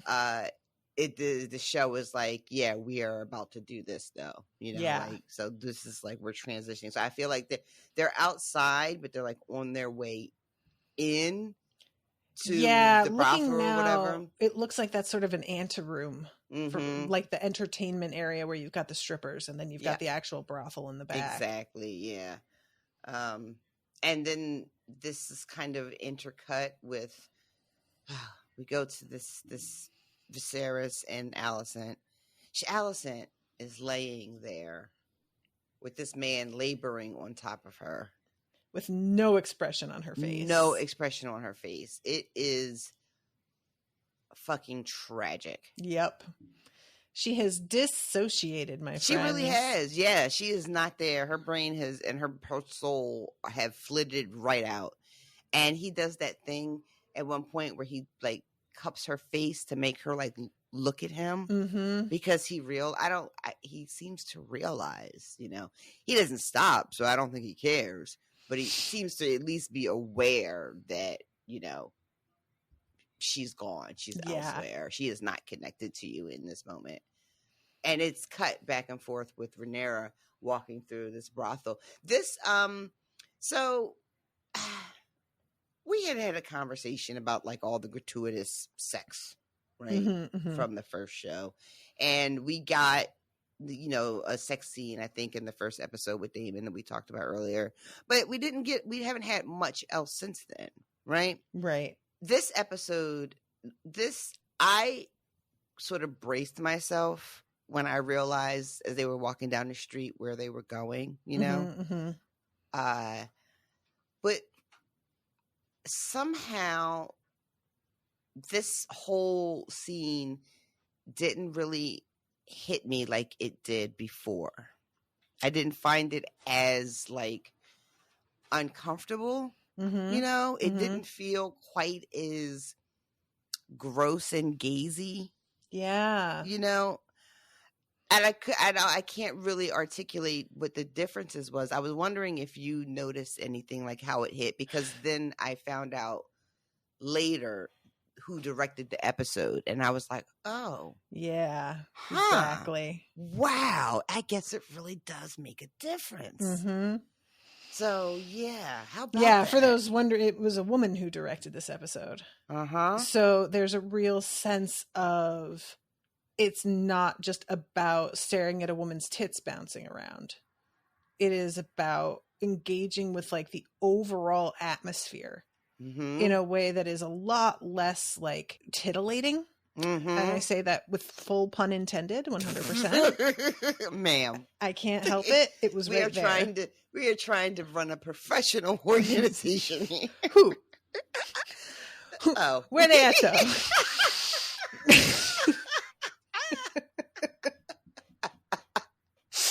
But yeah, there's just like the way that the camera roves around, and there are some people that are fucking, there are some people that are just sort of touching, there are some people that are straight up just laying around and cutting some fruit up. We got one girl that's leaning back and looking very sweaty and unwell, and I'm just like, maybe you should go see somebody about that. She's like she maybe took something that was hitting wrong, you know, or I don't know, but I felt anxious for her. I felt anxious on her behalf with that. Just the vibe that it feels like we're supposed to be getting is much more about how completely surrounded she is by it in this scene, especially considering that this is not a type of brothel that, you know, when Tyrion went to Alaya's, everybody had their own door. And this place, it's like little alcoves with just a sheet hung up, and they're transparent sheets practically. Mm-hmm. So it's minimal to no privacy. And we even have a dude who is getting a blowjob from another guy, which I do really appreciate that we have some representation of that in a few moments in this episode and another one. And there's a guy going down on a woman, I think, or I can't remember if it's a woman on woman but either way, it's like a woman receiving oral sex, which is also not something that gets shown very often at all. And as all this is happening around her, and I love that you mentioned that it really is, she is like surrounded by this. She's not just walking through and peeking through different doors. Like, this shit is happening inches away from her in every direction. And Dameon says something really pointed to her about, how sex can be for pleasure for not just the man, but for the woman as well. And it's like she's seeing it because she's seeing all of these women that are engaging in various sexual acts, whether they're giving or receiving, or it's 2 or 3 or whatever, and they're not just passively taking it. Yeah. Like the intercuts with Allison, who is not getting a single drop of satisfaction or pleasure out of anything that's fucking happening to her right now in that bed, Yeah. And when Rhaenyra responds to Dameon with such gusto, it really felt real to me. It really felt like, why wouldn't she be fucking turned on by all of this? And like the freedom of it and the sort of like power in it, it must be intoxicating. Yeah, I can 100% understand why she would be like down for it. Yeah. It didn't feel, I don't know, that sort of sometimes that grossness that I would have kind of feeling a little bit with Game of Thrones when we would have these moments, There's a woman up between 2 dudes, and I was like, good for her. Listen. I may have been a little too overexcited. That listen came out really fast. And it's just but yeah, it just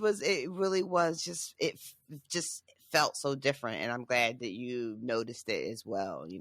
Yeah. So this is when Dameon, it feels like he's like really initiating this kiss in the beginning of it.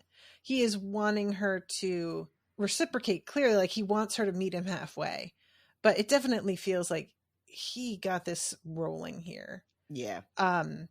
And then we cut to Allison in the bed with him like holding her hand down, as you said, cupping her face, and her doing her best to like smile at him in a way that if somebody smiled at me like that while I was fucking them, I would get right crumple up and blow away. It would be too much.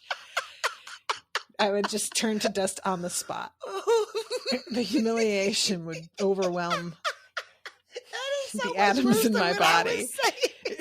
I was like, I would just leave. And you're like, no, I would just turn into dust. I would cease to be.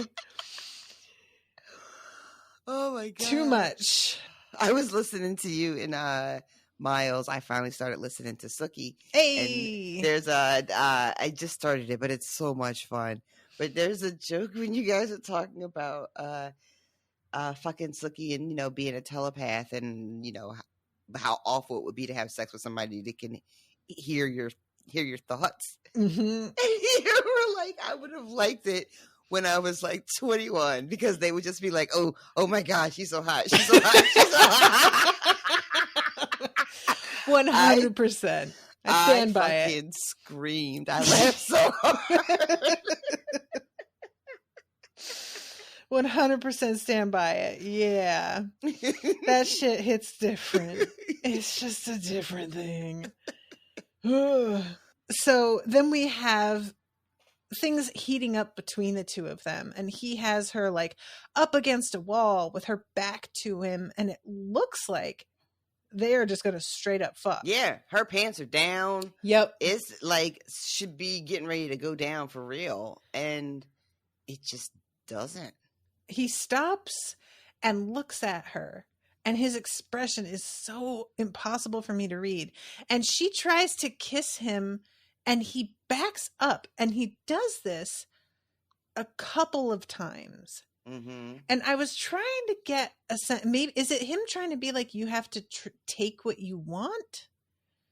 But she tries to hold his head in place and he keeps moving out of her grip and then like shoves away from her almost like he's mad and walks away, leaving her standing there with, like you said, her pants down and her shirt open in a very vulnerable position and just bails, which like, dude, what the fuck? Yeah.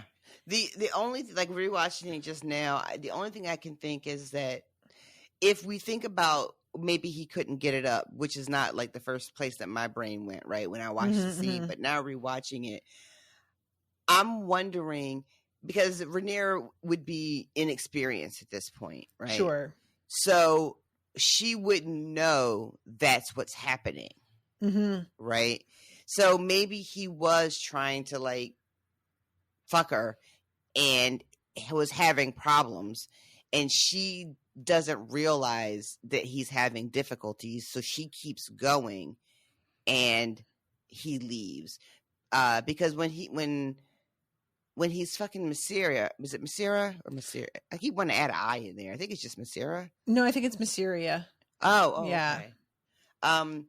You know, she's much more experienced and understands, you know, what's going on and is able to respond appropriately, you know. But Rhaenyra probably has no idea that he's like fucking can't keep it up. Yeah. And, you know, she keeps pressing and pressing.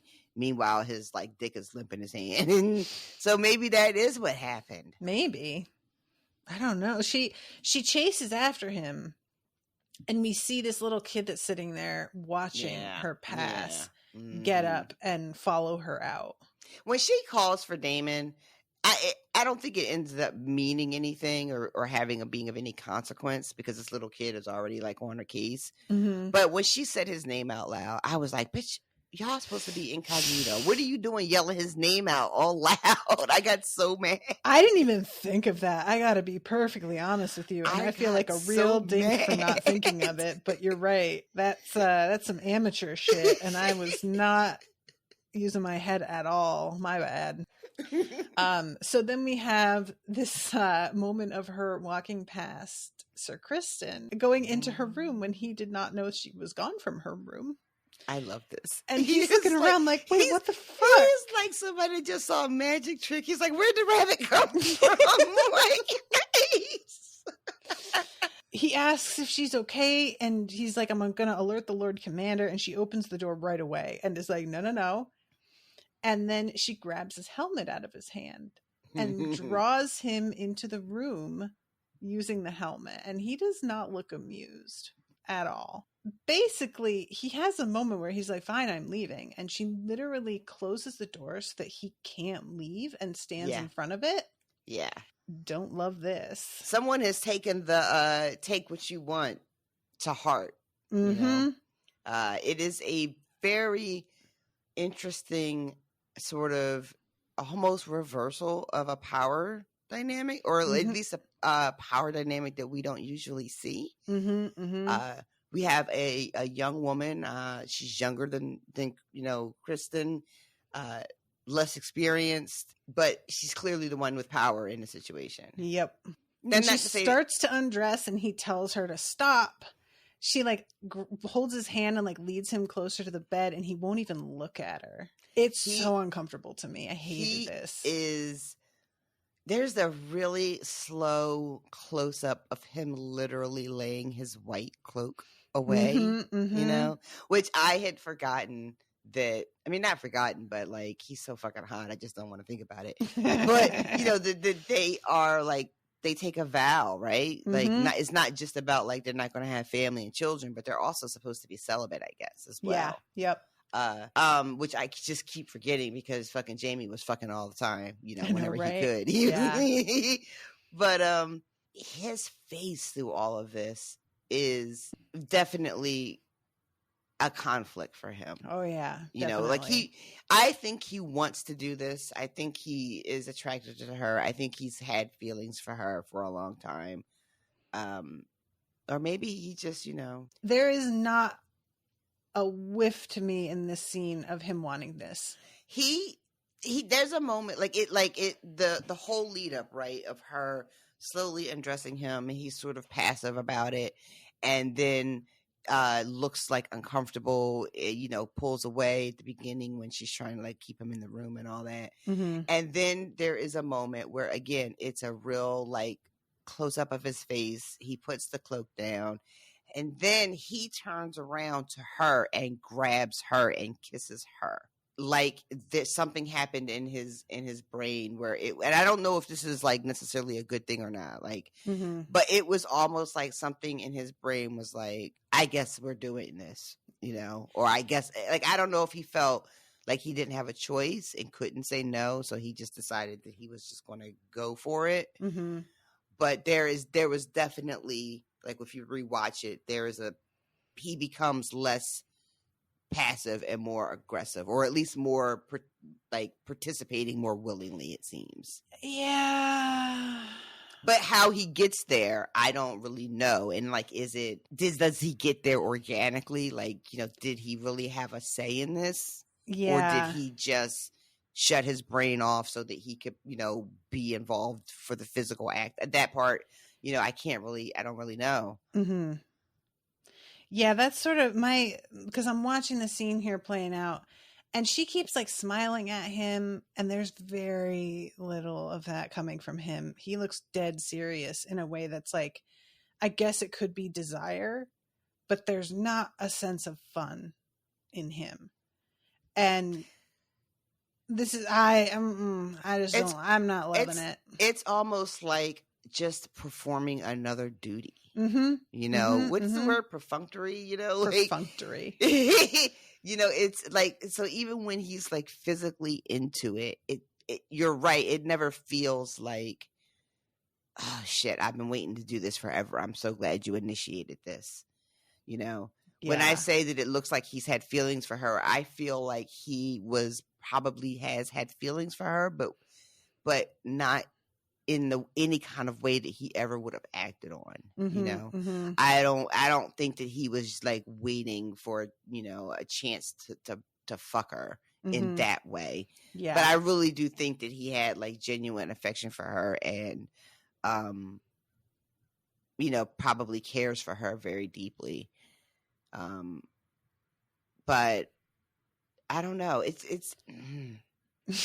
It's weird when you talk about a younger woman exerting power over somebody in a way that we're not used to seeing. Yeah, definitely. And then trying to have a conversation about it, because yeah, in a lot of ways she does not give him a choice in this, does she? Mm-hmm.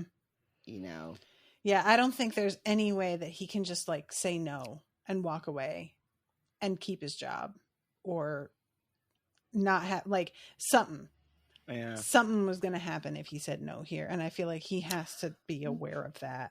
So let's think about that for a second. So in a weird way, this power is so funny because it's so fluid sometimes, right?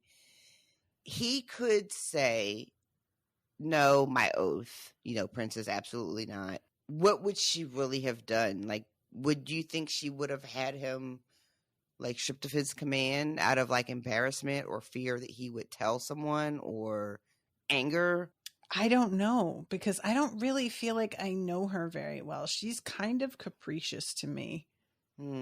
Being rejected twice in one night, and one of them being your inferior. I feel like that would really make a lot of people kind of twitchy. Okay. Because, I'm not thinking that Otto reporting on this is going to get him fired. So there's just a lot of the way this works is simply the whim of whomever, know? I'll say that the next morning she smiles at Kristen, a big smile, and he looks like a man who regrets his choices. Mm-hmm. Yeah. It was just giving off for me. Like, it's not that I don't want to fuck you. It's that I just don't want to fuck you though. Does that happen? Does this happen in the book? It's implied that it may. She's never actually like accused of this. Interesting. But it's not like, there was actually two different accounts. There was one that said that she actually had fucked Daemon. And then there was Mushroom, who said that Daemon showed her how to fuck without actually taking her virginity. And Mushroom, of course, was part of it. He's like there in the room, like helping her learn how to fuck, which is unlikely. Oh, okay. Yeah, Mushroom likes to insert himself in every sense. Oh, he's one of the... Huh. Does the, interesting. Okay. Huh. All right. So, and then she's older at this point in the books, I guess, though, right? Or no? I honestly don't recall. Okay. I don't want to say. I think that it ends with that, like, they're fucking, and then we cut to the same little boy showing up at the castle gates in the very late at night with a message for Otto Hightower. And This we little all know kid that's, immediately. like, all eyeballs.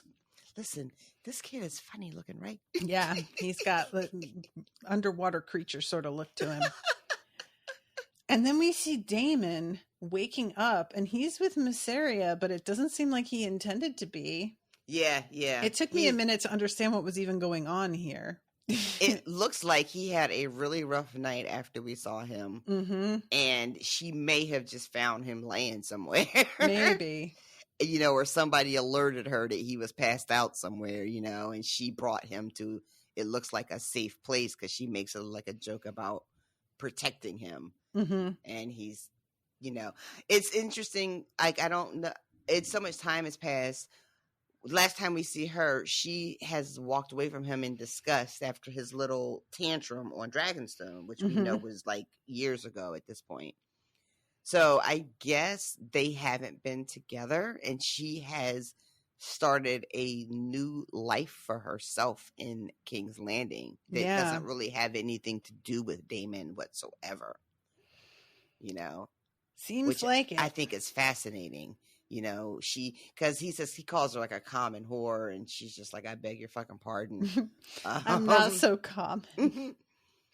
And she tells him straight up that he's lucky that, basically that she was there to help him out in his time of need. And she says, I have something that'll cut the fog. And at first, that's what makes me think that he was drugged. That's what I was about to say. I think something happened to him beyond just like having too much to drink. Because the state that he is in carries well over into the rest of the day when he's back, at the castle. Do you think that's what was going on? Was there a drug kicking in and he was kind of fucked up? Oh, huh. That didn't occur to me until just now. And I don't know if that's anything, but it might explain a little bit of why he seems to be unreadable, that he maybe doesn't understand what he's feeling either, because... Maybe, but then I guess the question is like how and when. I mean, whatever he was drinking, he shared with Rhaenyra, and she didn't seem like that little vial or little mini cup thing that they had. Yeah. She took some of that, and it didn't seem like it had any impact on her. Flask. That's the fucking word. I was like, mini cup. I'm sorry. I just kept thinking about terrible. Like a juice cup, like for little kids. It's got a little dinosaur on it. I didn't want to call it a flask because it doesn't look like what I think a flask is, but you're right. That's exactly what it is. Flagon, perhaps? I don't know. But a lot of things are words, as he once famously said. What a nonsense thing to say. It went in a postcard, ladies and gentlemen. I just be saying anything. You do. And we see the same little boy come and give her some coins. Yeah. So we, I guess that she has reinvented herself as, what do they call her? The White Worm? Yeah. Mysaria, the White Worm. Yeah, it's giving Viserys and his little birds, right? I'm here for this level up, quite frankly. Yeah, agreed. And then we cut to Otto, and he is standing there like, why do I have to be the one to do this? And what's funny is that Viserys takes this, as he says later, as Otto trying to like ruin Rhaenyra and boost himself up. Mm-hmm. But it feels very clear to me that he is not excited about this and would low-key rather not have even said anything. That's interesting. I think I had a very, like, I felt like he was loath to have to be the one to bear this news, right? Mm-hmm. So he's not gleeful about it in that way. Otto's interesting, even though I still maintain that he's a bitch. Because both things are true, right, in this moment. He is both ambitious and seizing an opportunity to further his own agenda. Mm-hmm. But also, he's not being disloyal. He's not lying. He's actually telling the truth. This Mm-hmm. information is correct, you Yep. know? So it's a weird thing. Like, you want to be like, oh, you can't stand this motherfucker. And he's just taking, you know, any cheap shots he can. And he would make up shit because he's such a fucking climber, you know? And that's not exactly what's happening. He is acting in good faith. It just so happens that this news helps him out a little bit. Yep. You know? So it sucks because I think that Otto needed to go, but it sucks because he's kind of going for, like, he was telling the truth though. The wrong reasons. You're right, but for the wrong reasons. Yeah. And this scene, like, he has this little fidget going on in one hand, and he's not making eye contact. I love his acting here. I'm so glad you said something. Desperately trying to not say it, and Viserys is like, just say it, and he's like, but I really don't want to say it. At one point, he's like, "Are you really gonna make me say it?" Mm-hmm. This actor playing Otto is really doing a fantastic job, even though this character makes me crazy. He is really good in this role, and this scene especially. It's so tortured, you know? Yeah. When you say he would rather be anywhere, literally anywhere else than where he is right now. And,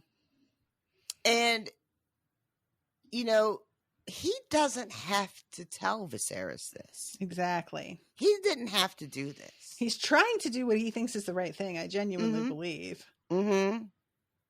But it is not really a smart play.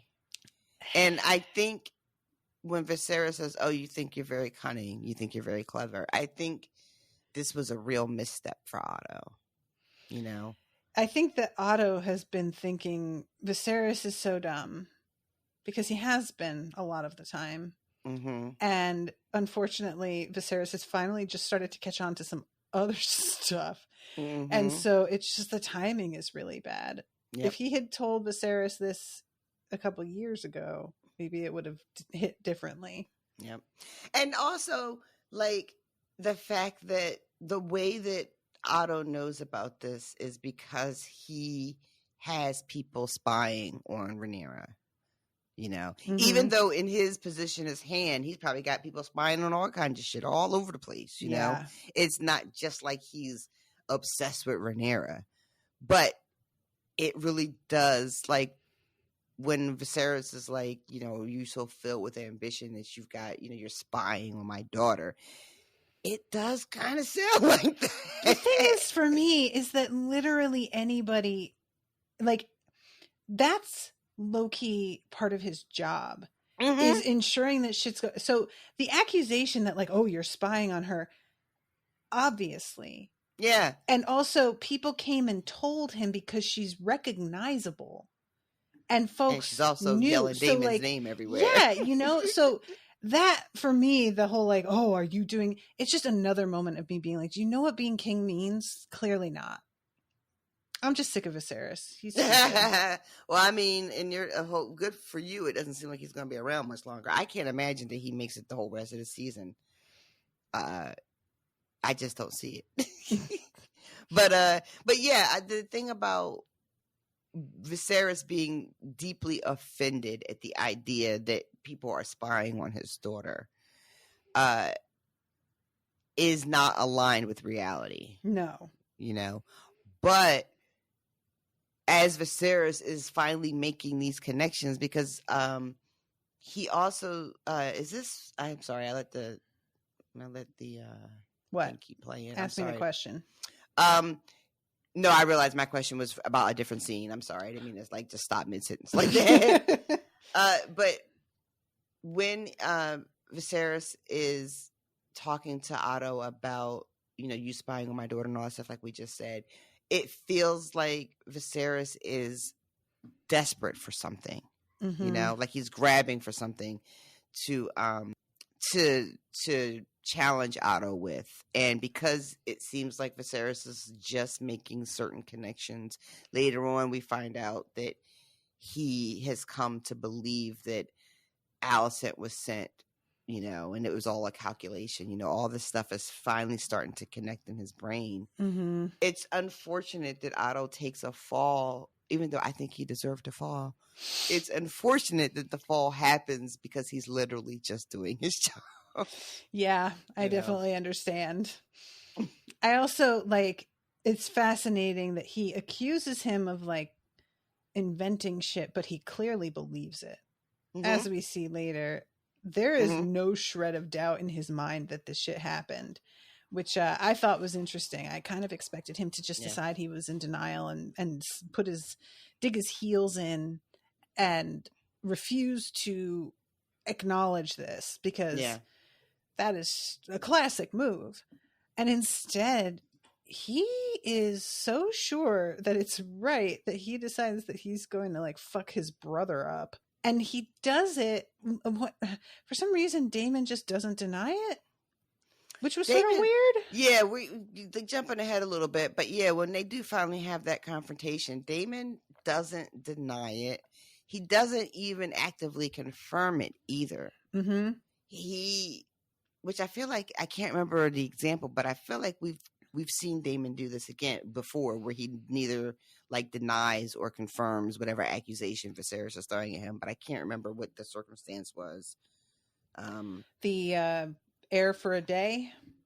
Yes, yeah, the accusation about what he said. Yeah. I feel like he says we all grieve in our own way. So I mean, that's pretty much saying that he did it. Yeah, but he says in this scene, when Viserys accuses him and he says, oh, well, when we were her age, we were fucking everything. And, which sounds to me like it, you could read it as an admission, but again, he doesn't clearly admit it, just like he never really owns up to saying what he said in the brothel about the baby, Yeah. Okay. But before that, we have Alicent also confronting Rhaenyra about the same rumor. Because she is eavesdropping. Yeah. Or on the conversation between Otto and Viserys, and calls for Rhaenyra to come and sort of tell her the truth. And Rhaenyra just is like, yeah, no, I'm not going to be telling the truth. I'm going to try to lie it first and see how that works for me.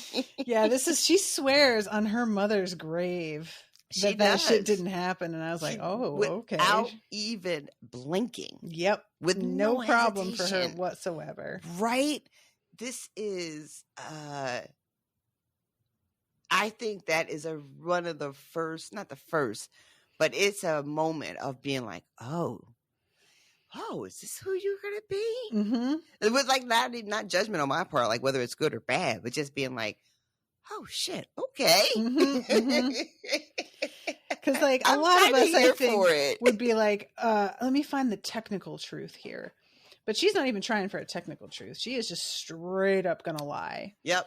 And then when she realizes that it's not the straight up denial isn't really working, but she's so quick, and when she realizes that Alicent is coming to her with accusations based on shit she overheard, she then switches her lie because the first thing, switches it around to, okay, well, yeah, we were together, and yeah, we were out, and yeah, we had a little bit too much to drink, However, I absolutely didn't fuck my uncle, because I would never, and it's like the best kind of lie. It's the lie that has just enough truth in it, It's like from the George Costanza's, School of Lies. And it's really, really effective. It's not a lie if you believe it. Yeah, okay. So I'm going to jump ahead to that conversation because the way that this, that you fucked Dameon in a pleasure house. She says fucked. And I was like, oh shit, she's just going to say it. The expression on Rhaenyra's face here, it's just clearly like, I really did not think that shit was going to get out. Like, you could just see her being like, oh man, I just finally had a good time. And immediately. It was fast too, right? Like, it's like the next morning. Yep.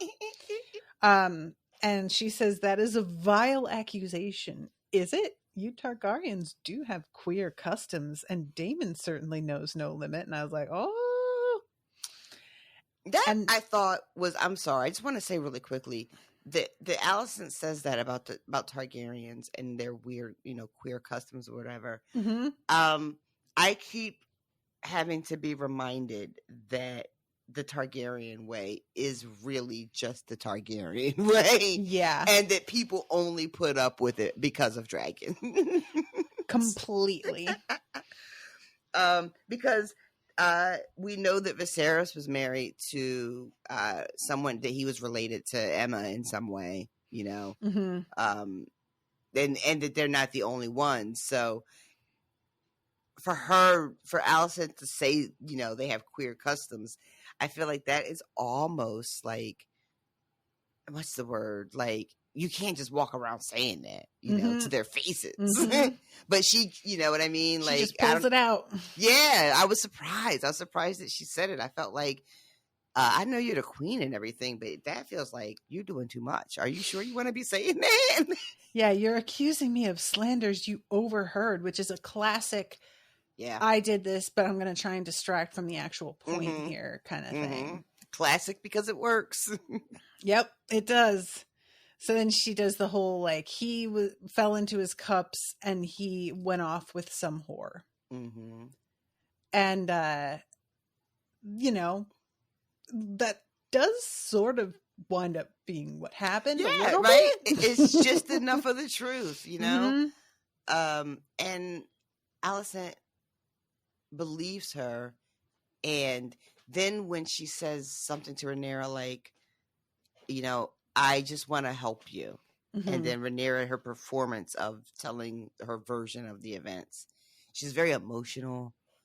She's very just like, I wanted to go home,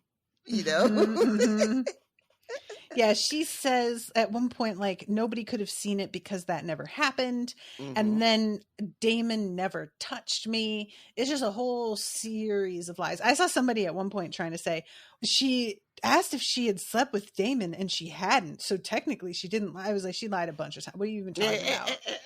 And then I swear this to you upon the memory of my mother that he never touched me. And I was like, yeah.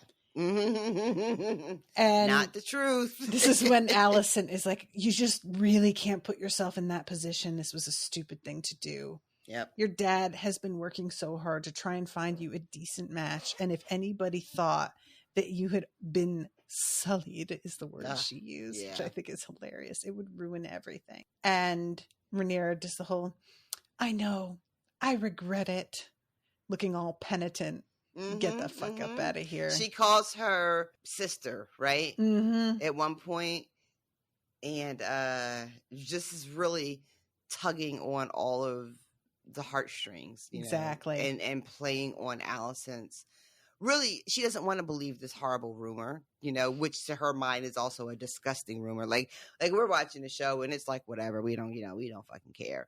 But like, it's also very difficult to imagine a world where like fucking before you get married is the height of shame, like just how especially serious, as a future queen, allegedly, whatever.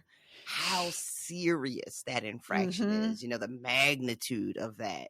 It's difficult to wrap your head around it in our sort of modern age or whatever. And Alicent does not want to believe any of that is true. And you know how when you don't want to believe something, you are desperate for someone to give you any reason not to believe it. Definitely. You know, especially too that she's so lonely, that wanting to believe that her friend is her friend and not going to lie to her. Yeah, exactly. And then later on, we see that Alicent goes and vouches for Rhaenyra's honesty. You know, she says something like she's not prone or doesn't have a disposition for. I forget how she says it, but basically she just says like she doesn't usually lie.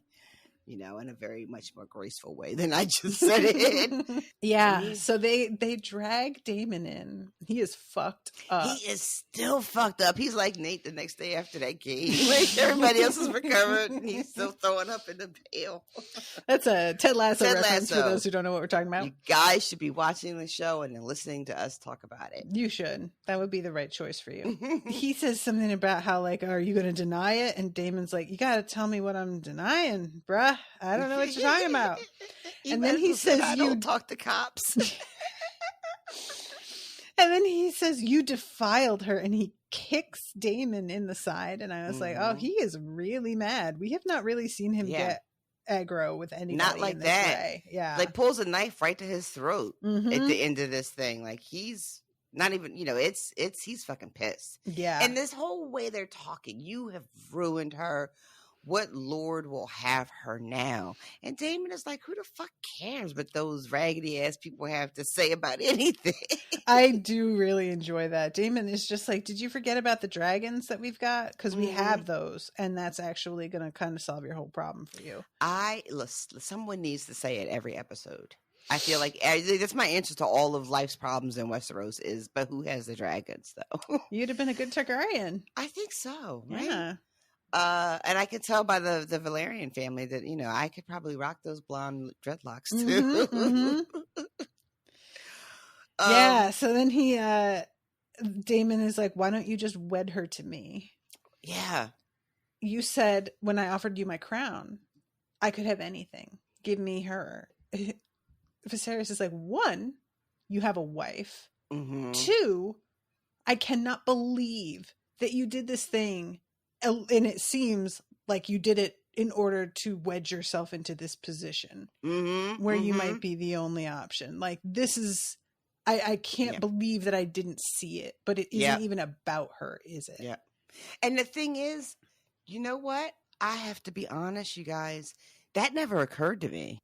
Didn't occur to me either. I didn't think that Daemon was like plotting in that way. And I'm not sure if that's the case or not. I really can't fucking tell what is going on really with any of these people. I'm going to be very honest. So when Viserys said that, I was like, oh shit, is that what was happening? Because if what do you think? Well, if that is what was happening, then maybe that's why he couldn't really fuck her. Maybe it wasn't any of the shit that I was thinking it was. That it was just him suddenly being like, oh, I just can't do this to her. Yeah, like maybe that was his whole plan, and then he like doesn't go through with it because he doesn't want it to be that way for whatever reason, right? I don't know. I honestly don't know what I believe. I don't know if that was a whole plan and just a sort of intimation. I don't think that's right. Implication? Well, that's also the word, but I wanted that I'm not going to bore y'all with details, but there's a word that's very much like, it sounds like intimate, but it's not intimate, but it means to like sort of suggest a thing. But that's a conversation for a different day. I don't think it is. I think that's this conversation, but that's fine.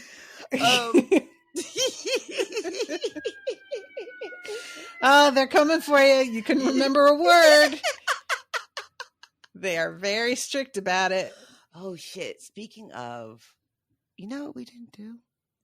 We didn't do the timer and say, no. And now it's time for a break.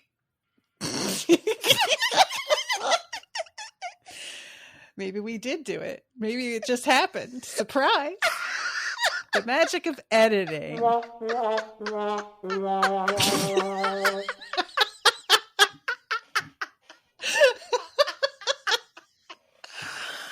my God.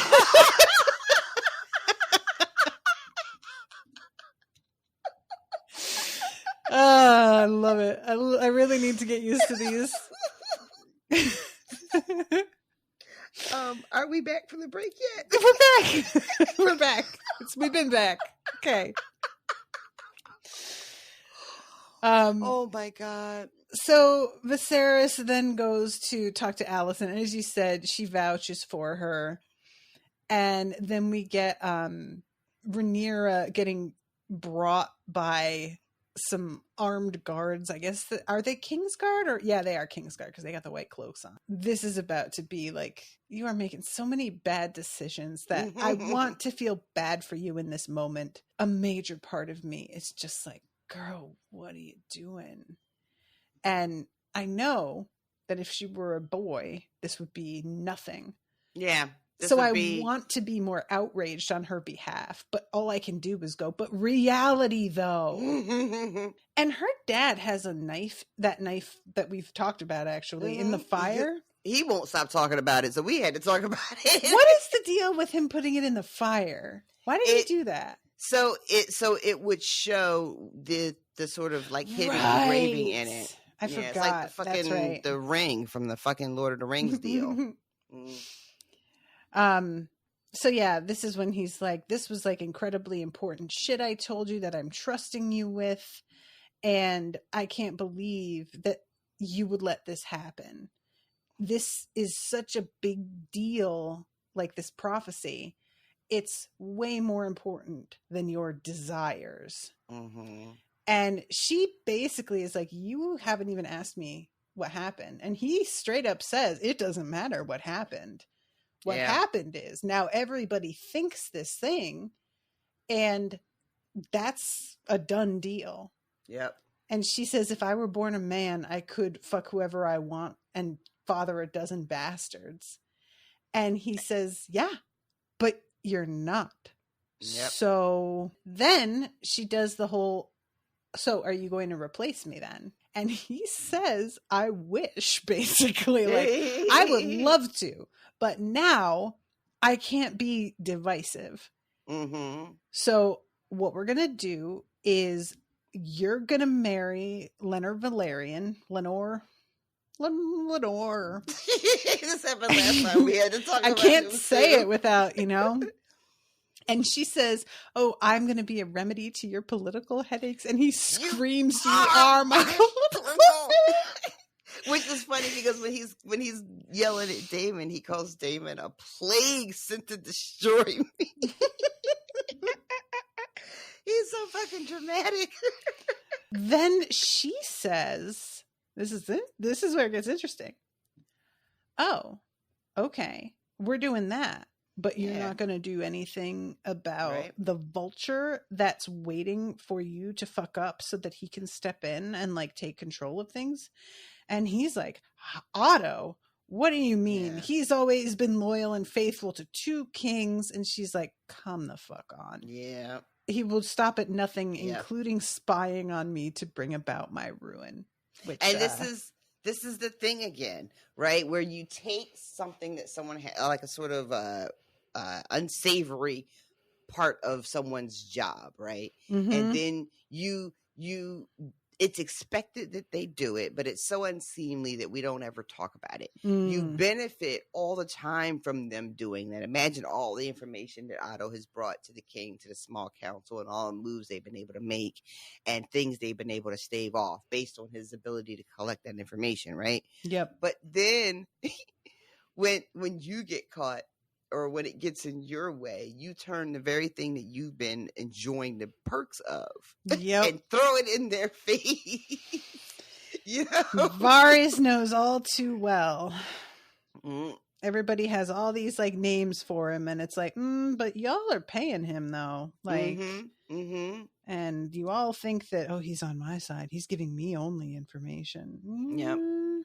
Yep. Okay. I think Otto's, maybe if he had one more person in between him and the sort of ugliness of that part of the job, like, because there doesn't seem that we haven't met a Varys in the court anyway. True. Right? They're like, Varys was actually on the small council, right? He was Master of Whispers. You know, it was like a designated and recognized position, and that doesn't seem to necessarily exist on this council, which is, I think, is really funny, because that means at some point somebody was like, you know what we need? We need a separate guy to be in charge of that, because I don't want to get my hands dirty anymore. Y'all heard what happened to Otto, right? And then like a position was created. I mean, that makes total sense. Just basically like, all right, we're going to just straight up sanction this. And that way, if it turns out that you're reporting on me to anybody, that can be an official crime. Because otherwise, you could just be out here doing whatever, and we can't have that. And yeah, she says, I will go ahead and marry this kid if that's what you want. It's my duty. I'll do it. Yeah. But you got to do yours too and deal with this fucking guy. Since we're talking about royal responsibility and duty and living up to oaths and everything like that, if you're going to hold me to those standards, I'm going to expect the same of you, which is pretty fucking ballsy of her, I think, because whether we like it or not, she's in the wrong here. Yep. She has fucked up, and yet she is leveraging this fuck up in a way that is pretty remarkable. Yep. And it's like, again, it's all meant to be around like, but she's being treated unfairly because she's a woman. And I really, really like want to just be like, yeah, this is bullshit. And it is bullshit. But I can also be like, oh my God, but girl, it's just, I can't get around my like ingrained acceptance of, yeah, but the rules though, so yeah, then we get the confrontation between Otto and Viserys, and Viserys is like going hard on this. They were both. I've been like, really been enjoying Patty as Viserys, and this actor who's playing Otto Hightower, whose name I cannot recall. But this scene between the two of them, Otto's face, he's just like, you're saying these things to me. They're so hurtful. Where is this coming from? He's got like these sad puppy dog eyes.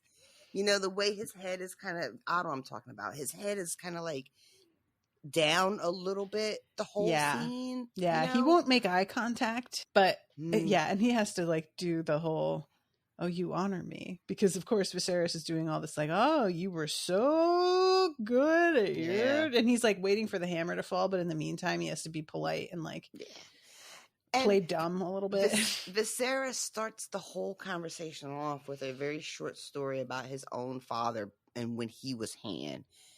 And I didn't know any, like, I don't know any of the history, but I guess his father was Jaehaerys's son.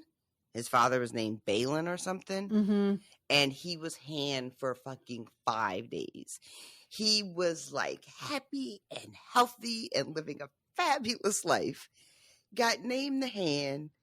5 days later, he was dead. And I don't know. I know it's 170 years between now and fucking Game of Thrones, but I had a little bit of a giggle because there was that running sort of joke in the original series about how dangerous it was to be the Han. Yes. And this just, I was looking at the scene and I went, well, goddamn, it's always been like that, huh?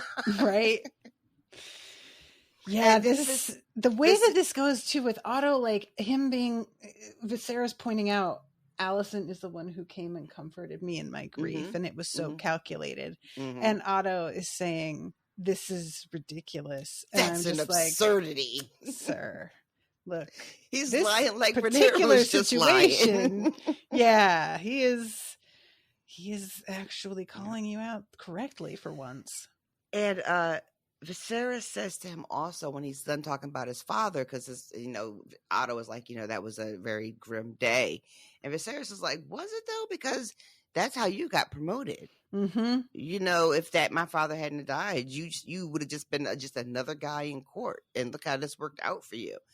Which is, again, like really digging deep to throw something in somebody's face, Yeah. And Otto, just the whole time, is just like, you can't believe that Viserys is saying these things to him. He really seems shocked. that things are going this way. Yeah, so he gets his pin taken off, and Viserys is like, we owe you a debt that can't be repaid, and I will be repaying it by firing you. Congratulations. Your grand prize is failure. You've been a faithful servant, but I can no longer trust your judgment. Mm-hmm. And there's an expression on his face, of Otto's face before it cuts away, that is just like, whew, life came at me fast. Listen, I was a bitch. God damn it. Fuck. Like by a half a second, she beat me. God damn it. Oh, that will never cease to amuse me. So we cut from there to the maester coming in and leaving this like weird little vial. This beautiful little decorative bottle. Yeah. Looks like, would have perfume in it. But it has something even better. Yeah, we've got some Plan B in a bottle. Plan bottle. Somebody in one of the groups called it Plan T. Oh my God, that's pretty good. Isn't that good? That's a lot better than Plan Bottle. And yeah, he's like, you got to take this. There may be some side effects, but it won't be as bad if it's brewed properly. And she's just like, what is it? What are we talking about here? And he's like, it's a tea that will rid you of any unwanted consequences. And he gives her this look and then bows and leaves. And there's a real sense of like, slut. Yep. As he walks on out of there. And she has, again, another expression on her face that is just really hard for me to read. I can't tell if she is offended or if like because this is it, he makes it very clear that your father asked me to do this for you. Yeah. This is exactly who it came from. So it's like your dad is saying, I know you fucking lied. I feel like there's like layers of things going on. Like from a modern perspective, she is being forced to do a thing and she may be pregnant and we know she doesn't want kids. But what if she did and she isn't allowed just because of who she is? And then there's also, if I take it, that's me tacitly admitting that I fucked. So what do I do? What do I do? Yeah. Like, I definitely feel like she needs to drink that damn tea. But you're right. If she does and they come back and the bottle is empty, then that is an admission. But then if you don't drink it, the consequences of maybe having, getting pregnant, she is about to get married. I guess it's possible that, nope. What? I'm trying to think, like, if she gets married in time to pull off the old, like, switcheroo, like, that's what we're calling it when you pretend that your child is somebody else's. That is the intro to our podcast, ma'am. That is not an adequate. No. I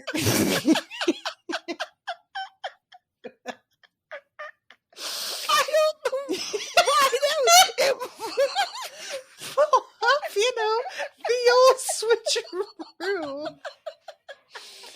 Yes, everybody knows what that means. It means pretending your child is somebody else's. Oh my God. Oh fuck. Well, all right. Probably out of fucking pocket right now.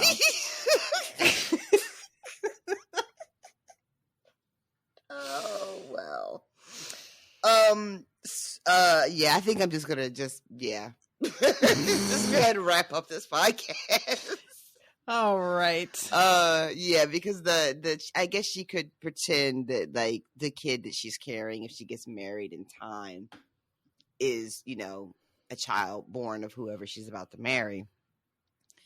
But if she marries that Rhaenyra kid, I don't know. It could be a trouble, I guess they could be like, your baby isn't really as brown as we thought it would be.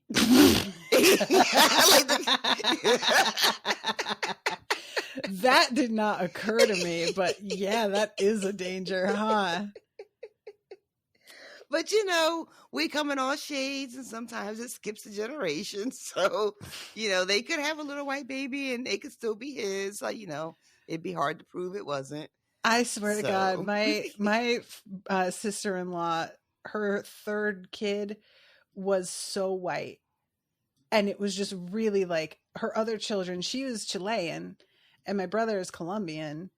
And their kids were all like somewhat brown skin. And then this kid comes out who is white. It happened. And I, always have sort of been like, I wonder. But I think nothing. But I still wonder. I can't help it. But yeah, it does happen. So, all right. Is there anything else you want to say? I'm going to say hi to a new patron real quick if you're good. Yeah, I'm good. I think everybody has heard enough of me. All right. So it's time to say hi to Brianna Posanta. I wish you guys could see me when I do this because I did a full-on alligator arms right there. When you use your arms as a jaw. I am familiar. Like the big, that was what I did just now. I do it without noticing that I'm being really over the top, but I can't press that button like you just press a button. It's an air horn sound. I'm not going to just push right? it. Like what? Why would I? That's weirder to me than what I do. What kind of psychopath just pushes on it and is like, yes, shift key. Anyway, Brianna is like, you said my name and then forgot all about me. I didn't, I swear. Hi, Brianna. Thank you so much for becoming a patron. Welcome. And reminder to everybody that there is the Discord has Song of Ice and Fire, no spoilers, Song of Ice and Fire spoilers, and then under the spoiler channel, there's a sub-thread, Hot D spoilers. So if you want to talk about it, that is the place to be.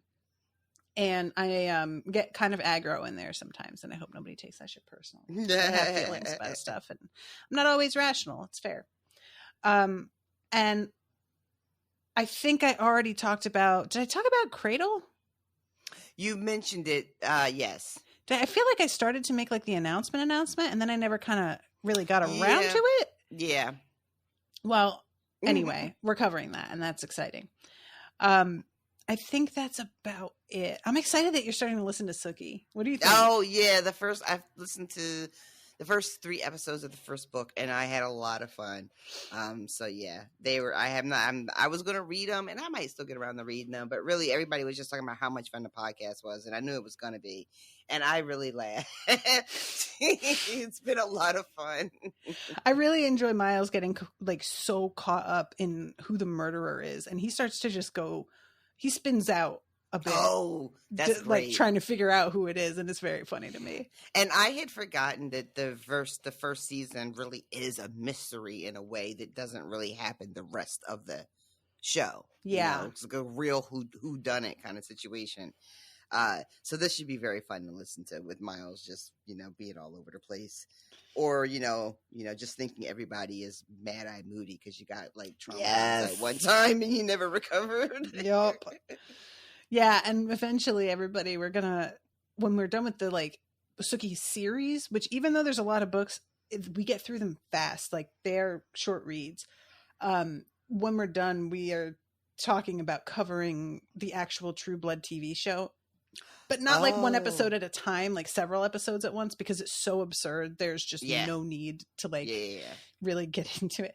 But I just really want to see his reaction to the difference because he totally never watched the show ever. Mm. So did you guys ever do the thing where you had him watch it the opening sequence? Yes. To get an idea of it? Mm-hmm. And he loved it. He was like, that fucking slaps. What? It's it's a really good opening song, and the way they decided to do all the imagery, I think, is really effective. It really is. It lets you know exactly where you're about to spend your time. Yeah. Yeah. All right. Well, thank you guys so much for listening. We love you very much. And we will be seeing you again next week with a new episode. Until then, toodaloo, motherfuckers. Bye, guys.